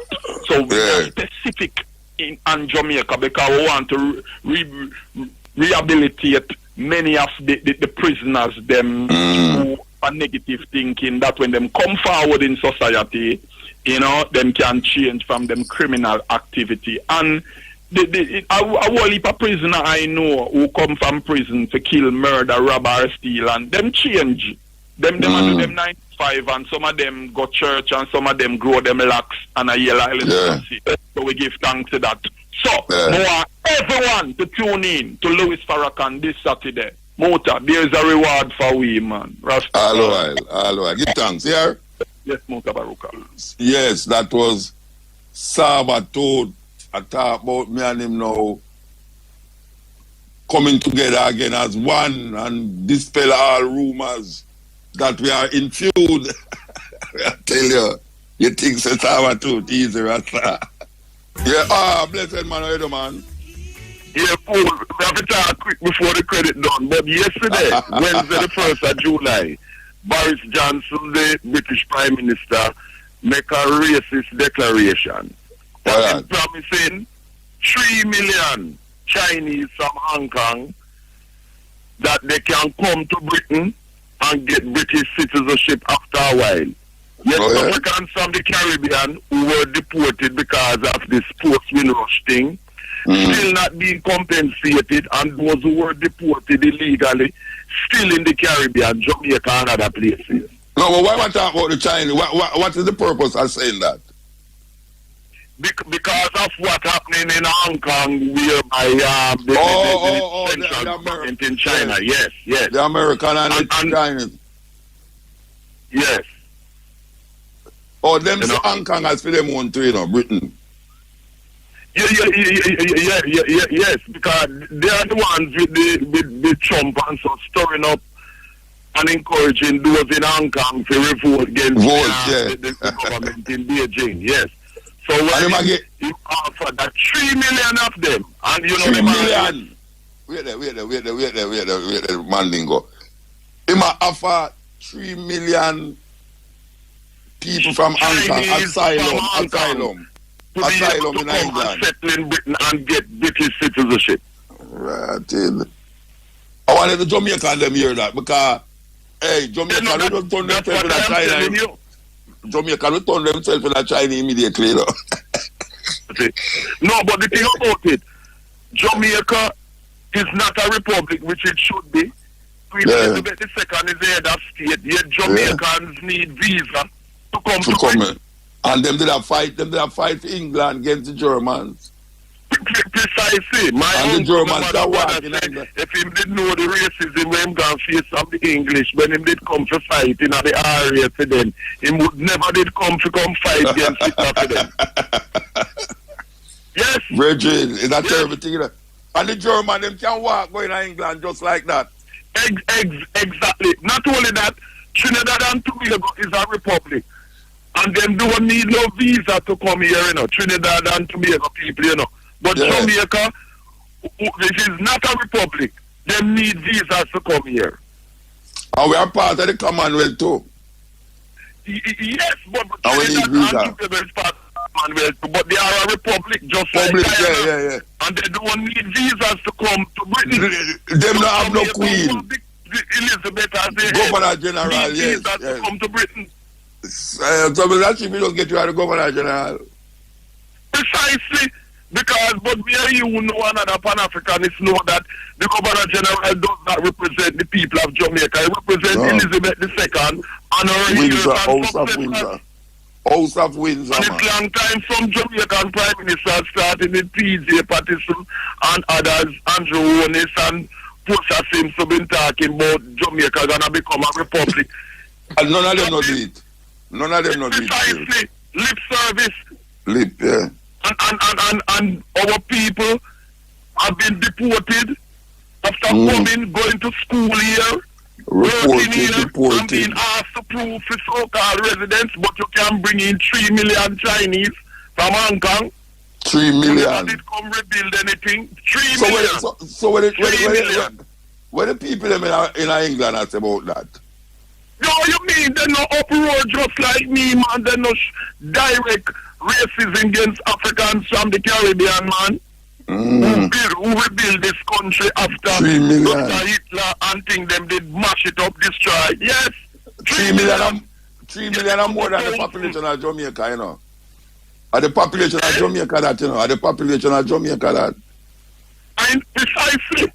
Some can't say the whole of Jamaica and carry them go to England. Yeah, that thing.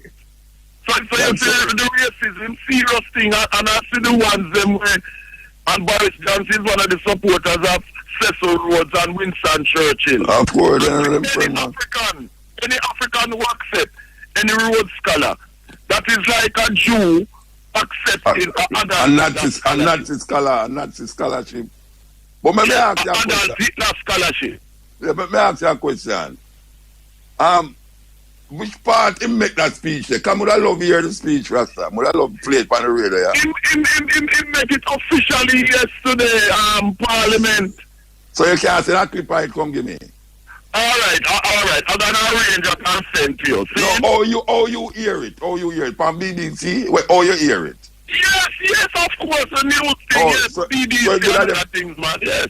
So it's good at on YouTube then, good at on YouTube.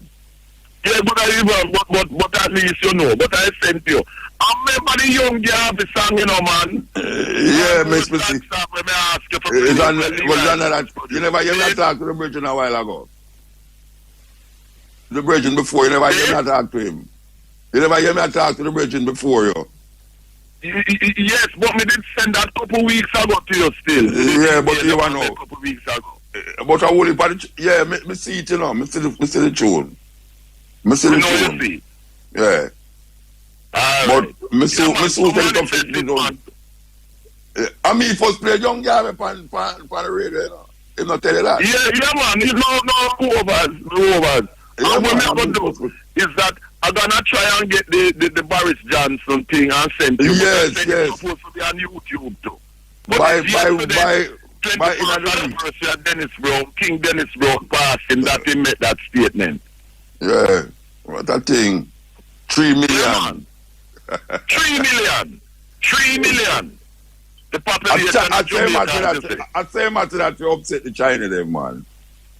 The Chinese. The matter that you upset the Chinese. No, but the point of the matter is that if Africa make some of them come in, the time don't make it official. Seriously. And England people have allowed that.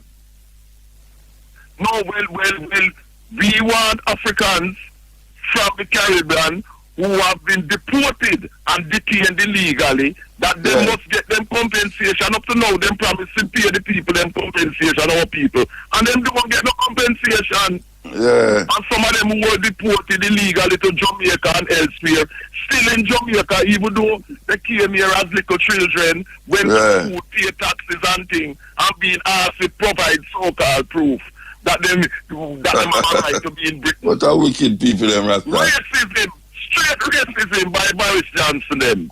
Yeah. And we have to deal with that. So I'm glad we come highlight up this. See? All right. Give thanks. Good night. Good night. Yeah. You know, said last week that talk about the Sahara and dust, and remember some years ago. But I try to remember well. You used to do one program on TV, right? Yeah. Simple Muta. CVM, Simple Muta, right. Yeah. So I remember I did talk to this lady. I remember I got that still. I was much younger then. I remember the lady did talk about the woman and the angry something like that about the ancestors. Angry vagina. Hello? I know who she talk about. The lady write a book named The Angry Vagina. Afua. She named Afua. Oh, she gone? She get cut off? Yeah, brethren. Well, I have to join the line up to come talk to the eye. Me I tell you, they don't know me live, man. You can't pass through them, man. You know what? Me in a OT, you know, me sing by the studio. Only 2 years, so you in an undisclosed location. No, but a couple months we don't know the man. Yes, I realized, but I thought it was sounding so clear. I thought you were in the studio, so we have something clear than the studio, you know. Yeah, man, it's crystal. Yeah, but so Bridget, or if you come to Jamaica, you know, bring me goods, man. You know, no, I live in Jamaica. No, but you wasn't here, man. You tell me say that. I came out of the woods and come into the city. I can't believe this. Yeah, man. So all the while you was here before the corona thing, you was here? We migrate from city and Ghana country, you know. So, That good. We get a town visa today, so we come a watch. All right, sir. We don't know what's that. Yeah, what I say to you know about Batman and Superman and Robin and Wonder Woman and all of these characters. You see, Europeans have to create these fictional heroes because they don't have real heroes. Yeah, well, the conversation when I try to push fast is that them create people in their mind and put them in a real place. And we now take the stories where them create with the fictitious people them because we know the place. Yeah, I was that, you know. Yeah. I'm also saying that the reason why they have to create fictional heroes is because they don't have real heroes. Heroes, them have no heroes. Yes. I have real heroes. We can look in our history. Yeah. And some Akhenaton come all the way. Of course. Down, yeah, man. You know, to the eye. We have real heroes. We don't have to create. Them create Zeus. Them create Hercules and Neptune and unleash it on black people. Jesus and we take it up now and we gone even, you know, we take far on them with it. We take it far on them. Yeah. Are you aware that a lot of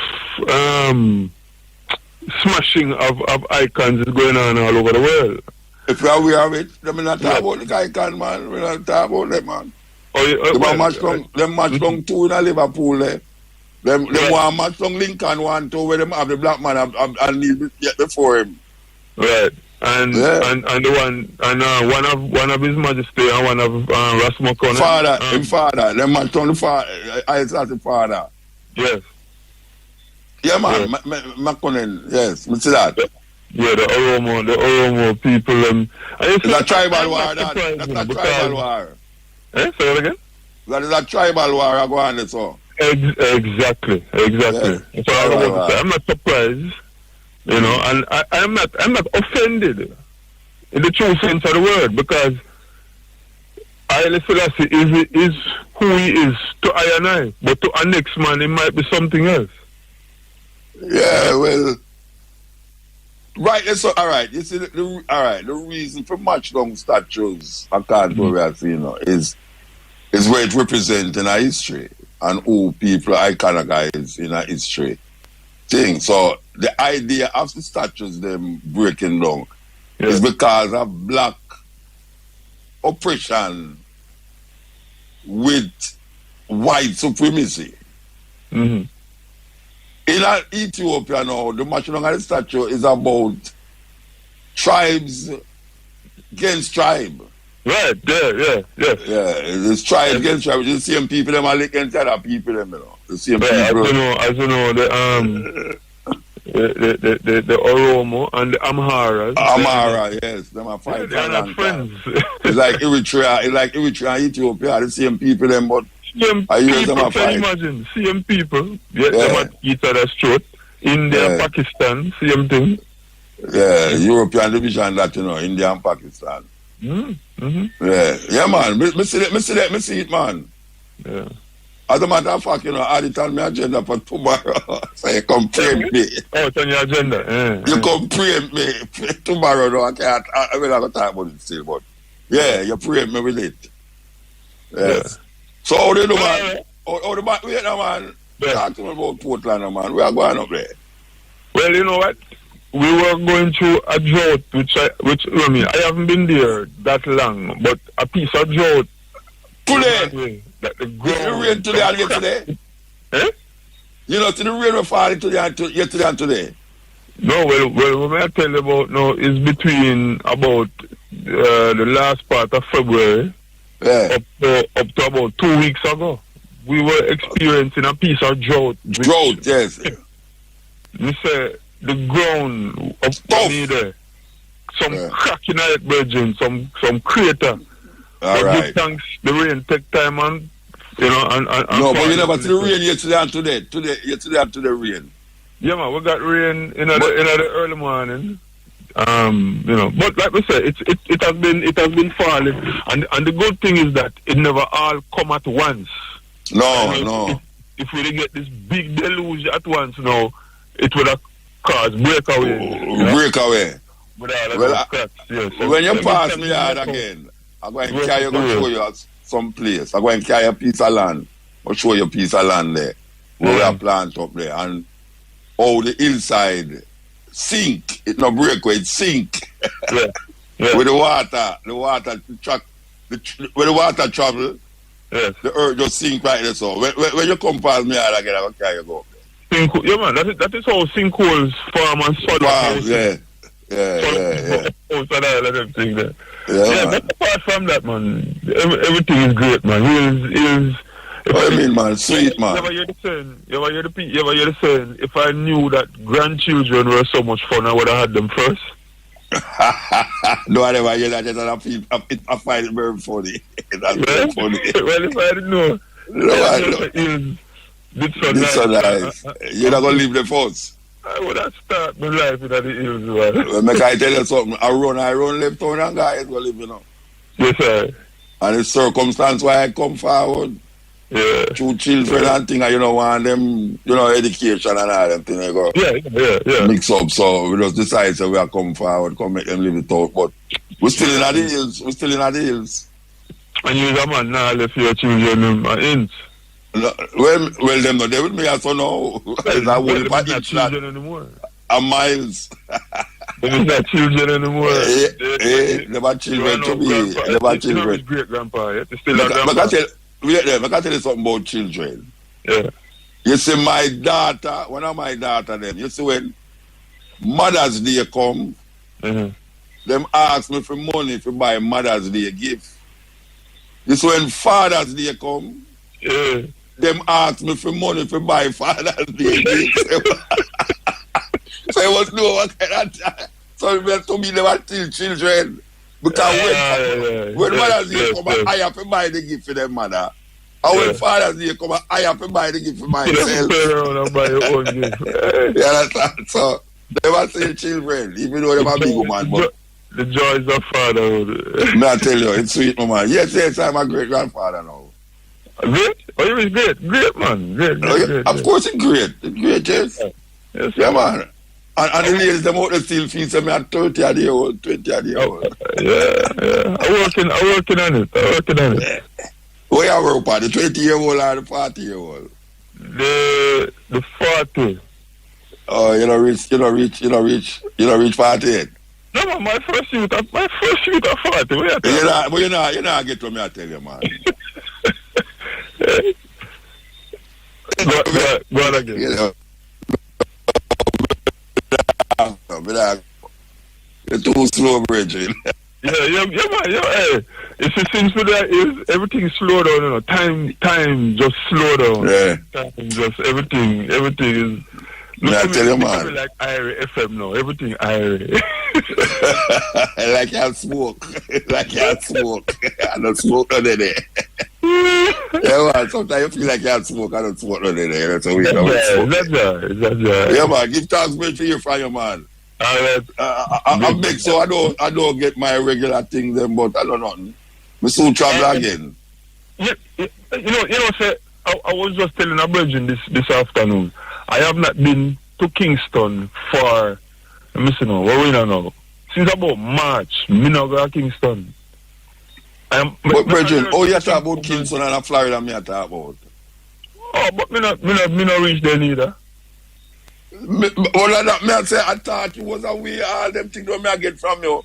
Them will leave a WhatsApp message on the two different number them. I have to keep them on them toes, man. Which toes? Me dey on my toes every day, man. I have to, man. Me have no leather between me and the ground, you know. Can't be study me, man. No, me never study you, but me just what? You know, the man come from fire, pack him up, you know. As the young people have said, I saw the thing set. Yeah, that's what it said. Anyway, give thanks, Bridget, yeah? Yeah, man, when we come at Kingston, if we come at Kingston, me circle. Yeah, come at Kingston, man, how you talk about? I know Kingston, me live, you know. Me know where you live, Bridget, no matter with that. Yeah, the way I say when you come at Kingston, like a Kingston, me live. Like I come out of Mandela Park, come see me. Well. Our parish church. Closer. It's closer than which part I am on there. Yeah. I mean, I read all kind of things, you know. Tell me where you reap. Right. I told you know why I'm let you go, why you tell me about the reaping part last, you know. No, tell me where you reap. Right now, pineapple. You know, say, wait there. You know, say a man promised me. Wait, no. Just last week, a man bring 2 big sugar pine come give me in and I say, and most of the pine him have. And when him look over upon the hillside, and so you see over there, so to plant some pine over there, man. Me give some pineapple sucker, you know. I say, what? Yeah. The man say my pineapple sucker that I lay down there, all the pine them are rotten upon the ground. Oh, no. My one them not rotten, but guess what? No, me and the rat them.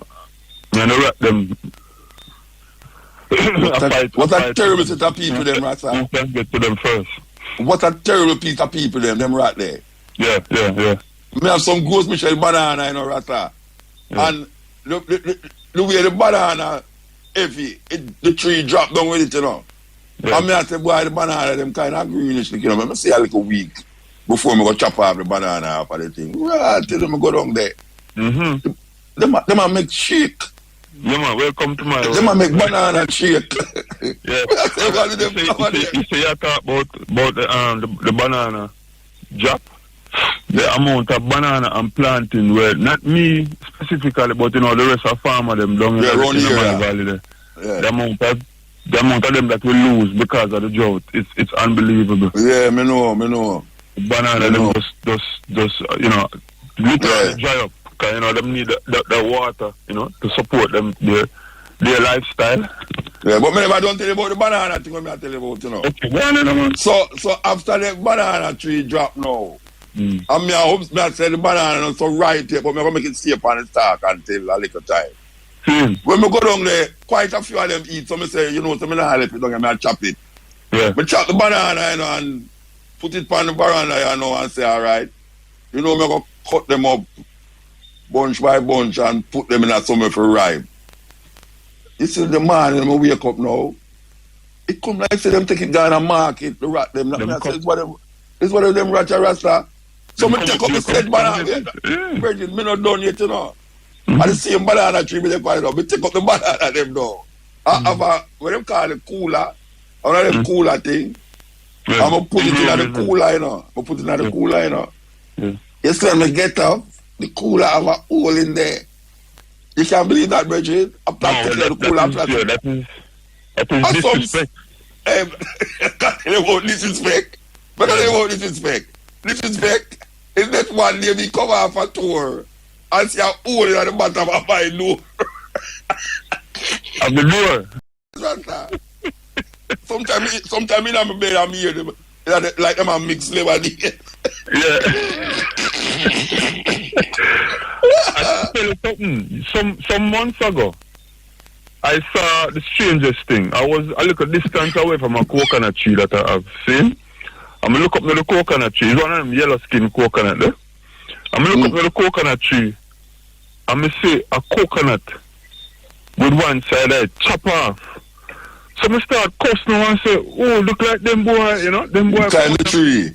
I raid the tree and, you know, swing after it and chop and miss. And so I call my soldier and I say, Virgin, so and so and so. And he said, no, Virgin. A rat. He said, it's a rat.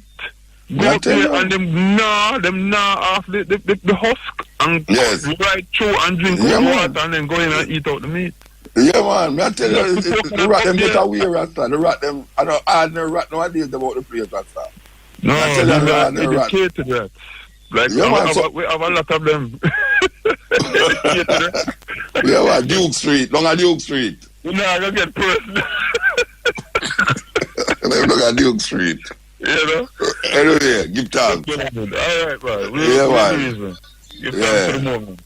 Yeah, as you can hear, that is my brethren. That is my personal. That is why Jesus walked into the temple and he whipped people out. He said, all of you get out. One by one, get out. What are you selling? You're selling doves, get out. What are you selling? You're selling wristbands, out. What are you selling? You're selling anointing oil, Puma, out. What are you selling? You're selling stickers, oh, Puma, out. What are you selling? You're selling anointed towels, for what? Out. Tell me one man of God right now who's using his own anointing oil as a hand sanitizer.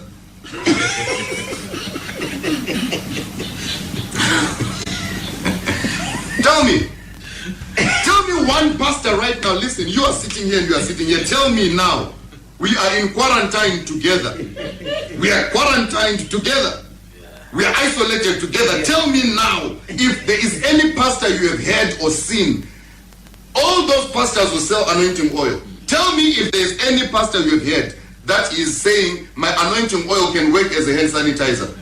Tell me of all the pastors all over the world and all the prophets who've been claiming that they can heal the sick, who've been claiming that they're all powerful and mighty. Tell me one of those pastors who have gone to pray for coronavirus patients. Not even one. And you come and tell me that even after this corona passes, you will still march back to that church. You need deliverance. I'm telling you. You need deliverance. After corona passes, you will still take your Bible and say, Papa, pray for me because I'm having a chest pain. You are a fool. You are a fool. After coronavirus passes, you still take a Bible and say, I want the men of God to pray for me. Oh, I want to go and line up for deliverance. If you could not pray for any coronavirus patient, so let me declare and make this bold statement tonight. Yes, sir. Any pastor who cannot pray for coronavirus patients now is prohibited after coronavirus to be calling for healing services. Any pastor who cannot go to the hospital right now to pray for coronavirus patients, let us not hear you or see you on the poster after corona has passed, calling people for healing and deliverance. Thunder will strike you. I'm telling you. Blessed God, Mutabaruka. God bless you, man. I think should have open school until them change the curriculum, you know. Them should have don't open school until what? Curriculum change. Who are going to do that? Why you think them should have? Them not going to do that. System, and we have a system and a lab and key. Yeah, but them not going to do that. Them a do what them a do, them not gonna do that way I say. Why them should I keep the school them locked until them change the curriculum? Because them need some more substantial treatment about them. Yeah, but how long before them go to school again? How long you think that's gonna take to happen? September, them said. And you tell me say no, yeah, but how long have to change the curriculum? How long you think the youth them have to go straight to school before them by the time them change it? How long? Since them lock down the school, you know. Yeah, but me I say, to change the curriculum. About blackness and youth, them and themselves. No, you know, this is what I ask you. How long you think it will take? How long? For them change the curriculum for the school open back. And that me ask you. Well, I think if them change it's not going to take a whole time. But through them. No, how long you think it's going to take? How long you think it's going to take? You think it's going to take? And you are making a suggestion, you know. So I ask you, how long you think it's going to take? I think it's 6 months that change, you know. So this youth they must stay out of school for 6 months until them change the curriculum. How long now since them they out of school? And No, but you think say it's going to take 6 months for change the curriculum for me. Them could deal with that from them time that till this time. Yeah, but them not dealing from them time. I know you come with it. I know you come with the idea now. So I just want to know how long you think it's going to take, but you tell me 6 months. Yeah, well, we know the curriculum need to change. We know it need to change, you know. But you can't do it without take them out of school and change it too. It said, yeah, but like how school up now, and that's why we say that. Yeah, but they never have that by them plan. You'll have to have that by your plan, Bridget. You'll have to have that by your plan before school lockdown. You know? Yeah, long time it needs to change before the school lockdown, you know. Yeah, we know that. All right, now, I give the politician them, I give out thing, you know, man. And put the youth them in a trouble, because the youth them and a care for youth them innocently, enough for them, you know, because enough for the youth them with their jail and them something and prison and them something. With them charge them for them, you know. Yeah. So they need for us to know, so right now, give them and give out the thing, called the crime and the violence you are going right now in the system, you know. All of them know what are going on in the business, you know. Some have black people children as, you know. If the man change it, them shall change it, but them know how to do it. The man keep on carry on these things, because all of them I make money and sit outside it, you know. It's like the politician system now, what they matter about. All the governor general and to go to, you know. What? If them come and them deal with the things said here, and the said system them will get said here. But I say as long as them have the governor general there with the queen and the state. And the same system, you know, if this one lose and that one come in, as long as the have it there, and the same system will go on. Yeah. Stand up now and show them and make them know. So what I was serious with the thing, you know, because we can't take up with children, them are dead off. So, because we said brother, we said sister, we said never have an auntie, have a cousin, have a niece, them still have a pressure, you know. And they need to know that, though. All right, sir. Give thanks. Heal, Muta. Yeah, man, really. Blessings, eternal. Give thanks. You know, we Africans are great, great people. We don't need to be validated by no one. You know? Yeah, I say that because some people believe that we are more, we get some sort of boost because white people are in front in the demonstration and all of these things. We don't by no presence of no one. Me say that too. Yeah. Me say that too, man. Yeah, it's reparation and repatriation for those who wish to go. That's what Yeah, we feel good. We feel good when we see all the white policemen them are kneel too. We feel like it's an achievement through the white policemen them are kneel. Don't need that. Well, conscience will of course that, and you got to know that the conscience might have to somewhere. You don't need no validation in that way. But I'm bringing to history about two great. About what? Two great Africans that people left off in the pages of history. Two very great Africans. One international and one local. I don't know if you know about Abraham Cannibal. Abraham Petrovov Cannibal. Greatest. Have you heard that name before? That's the international one? Yes. Cartridge, from Cartridge? No, from Russia. Oh, no, I never heard of This is a young slave. Okay. Who was sold as a slave, but ended up in the house of Peter the Great. Okay. So royal and so intellect was this young slave that the king found him to be a wonderful human being, as they always are, anywhere we go. Well, graciousness is always evident. And he adopted him as a godson. Okay. That man grew up to save Russia. To save Russia, I say it here, and I know Russian can deny. In that period, he was alive from 1686 to 1781. Yes. 11 children in Russia, and he still have his family there in Russia. He has a statue there in Russia too. Okay. No, I never hear about him yet. It's first I hear about him. He defeated the Chinese. He was the one who led the Russian war against the Chinese. The Hannibal. No, they call him Hannibal because he was the next great African general who defeated countries, not just armies. Countries. Yes, defeated China and defeated France. That they put him as the greatest, one of the greatest European in European history. Yes. So when born? Russia? Born somewhere down below there, Kenya there. Took somewhere near Central Africa. He was that's far from Russia, man. I ask you a question. I mean, I talk about Russia. You ever hear about Dan Shirley? No.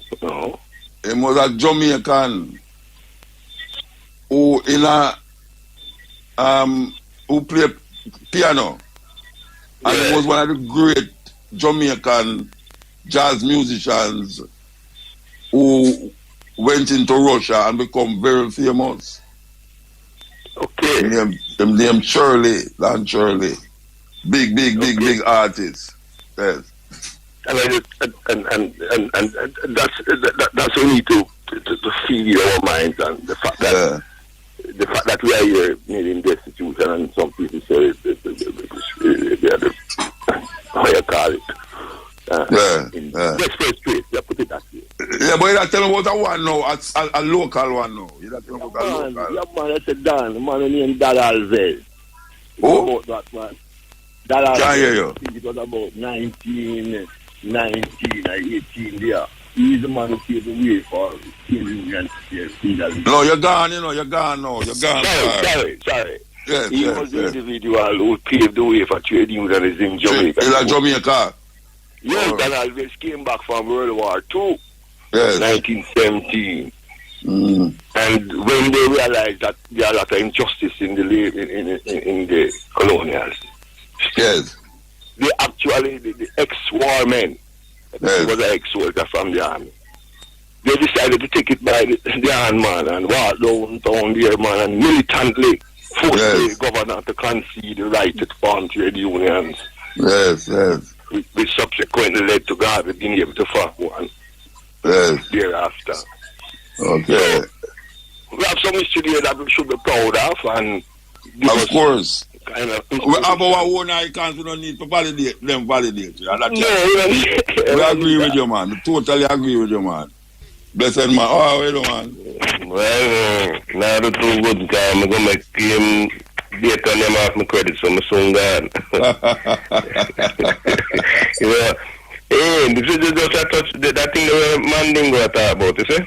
Yeah, the reason them do that, which, you know, me not agree with, but me I say the reason them do it is because they, you know, the new law they were coming to effect, where they are men on law, where they can't, if we use the Chinese mainland, excuse me, the mainland law, them say, where them say, like, over Hong Kong, too much colonial mindset in the people, them say. Yeah. Can't believe that. So there are some law also the people, them afraid, say, remember them not try to pass the law from over there. People, them not afraid, so they will just carry them, go to China, go try them instead of them try Hong Kong. Yeah. So the law go through. So everybody afraid. So even Taiwan, you know, Taiwan must play it on BBC where Taiwan must have one some kind of ministry to facilitate. I hear about it, you know. I hear about the Chinese, them a child people feel what them call it, demonstrate and all them something like. Yeah, demonstrate. They go and government anything, criticize them anything. Yeah, I hear about it. So at that no, so Britain I say if we not do that, we go give the people and wait for the left out and come because all the part of them dissidents who attack and who are using internet as a kind of something, them all get caught up in that. So even Taiwan I say, oh, them do a thing so that people can easily come apply if you go anywhere they want and go and come through for them country and do anything. Yeah, them give them free access. You know, like Taiwan and mainland always have catch up. Yeah, them are going like them are treat the people them like refugee. To send them go to England, but I don't know. Well, the bridge man thing was at 3 million. I don't know that. But like you say, and then I give you the preference and not treat preference like that. I don't know. You really point out the racism too. And I don't know how the English people, them black or white, are going to deal with that neither. Mm-hmm. You know, him sound like a Donald Trump. Sound like a Donald Trump, man. I not agree with them, I guess. Symbols, you know, symbols. Mm-hmm. Yeah, no, you don't jump a boat, them build. You know, you don't jump a boat, them build phones with the mind like already. You ever read, as a poet, you ever read Dante's Inferno? You know, say, no, I never read, but I know of it. Because it's full of symbols, allegory, when you talk about and symbols. Yes. Yeah, man, the symbol business is a serious thing. Oh, people, if some people think that symbol is history, they might show you history, but that's not history. You know, it's a keep alive. If you want to tell a lie, all you have to put a little bit of truth in there. Yeah, and so they make the place, so the place are the little bit of the truth, the real place. Yeah, but the man in there, the imagination. And your imagination, and that's the important part of the story. And the important part of the story is the imagination part, you know. To them, the important part, because that is what they're going to catch you with. Yeah, because they make you believe yourself, you know. And when you believe something, it's better than when them tell you to convince you. When you convince yourself, make you believe it. Yes. Yeah, that we are show the people themselves must check if all the things them you have. You know, other man imagination you have. That's it. We validate. As we call the man, so we don't need them to validate it. We validate we existence and how we think based upon a film way of thinking. You know. That's why we tell the year start January. How you know that? How we know the year start January? Because them said, no, man, I like because them say.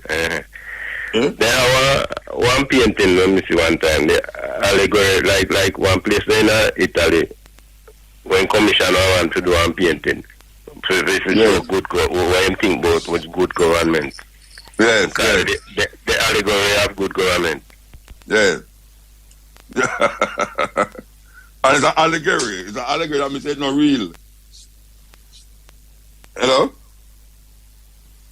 That's what I do. No, I don't hear nothing. I don't hear nothing again. I know about how the power make that gone. All right. I don't know what people can hear me again. The Virgin God, man. I mean, there's something wrong, man. But I know I just the power I'm trip out. All right. Anyway. I don't know if Mandingo are listening still. Mandingo will find it something on the computer, you know. It's in voice, but they don't hear still, but I find it. It say, yeah, I know yeah. Anyway, the headline say, Boris Johnson offers 3 million Hong Kong citizens refuge in the UK in retaliation for China imposing national security law. It look like Trump too, you know. It look like Trump. If you hear a blowing, I don't really like Trump. Can't read from it, so no, you know. No, it's a serious thing. A big news that, you know. I want them to go take up the offer. They never go take up the offer, you know, because they want to go to England.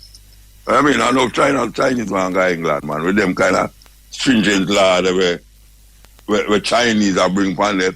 The UK on Wednesday said it would offer millions of Hong Kong citizens the right to move to the UK.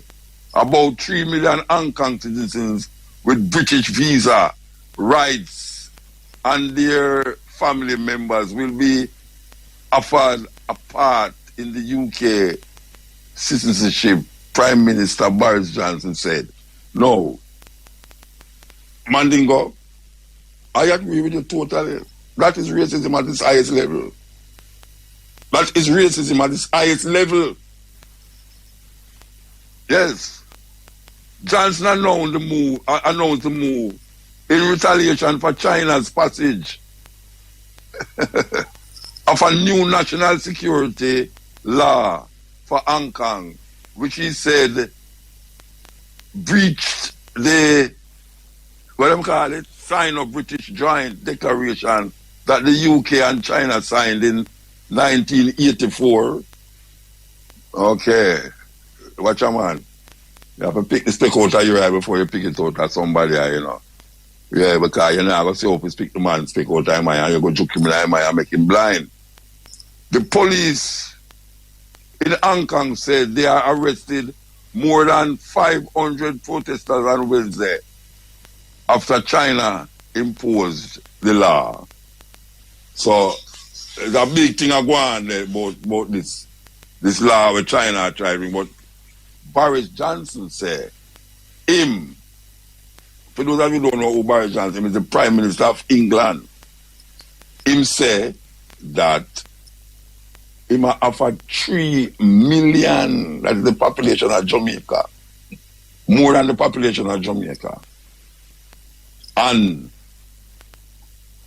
you have Jamaicans who they are England from them born, who don't know Jamaica. More than them parents take them, have them over there, or take them from them a little baby and carry go over there. And them a run them out. Them a run them out. Oh, him know that these Chinese people won't be a botheration to England. And look what Jamaicans and Caribbean people have done for England in them time of need. In them time of need. Them turn to us. And not only that, them rape Jamaica. I'm not talking about Jamaica specifically. Because the richest man in England, Beckford, I hear you keep talking about him, the richest man in England, make him riches from slavery and the plantation them in a Jamaica. The richest man in England, and I say in Europe too, at the time, him used to be a slave owner who trafficked slaves and used Africans as slaves and get rich off of the sugar plantation them. And the Royal Air Force was filled with Jamaicans flying plane to kill Germans and any other body we getting at them way. When the Germans bomb England. The Germans bomb England. But yet still the Germans have a free passageway. And now we are here. Not that I care still, because it is not my choice of places to live or go to. But the racism is deep. Deep. I spite him and spite China then, you know. I spite him and spite China. You think him don't want to spite China? You think him care about law with China impose on people? And the consequence and the power of what them have in other region there going to falter. It's the power where them hold up there, so it's going to match up. It's going to match up. The power where them have over there, so going to match up. Anyway, the next day for that, this is the Cutting Edge on RFM. We want to heal up Shane Clark again. Yes, it's going good tonight, China. Yes. We want to heal up the operator. It sounds like the big version of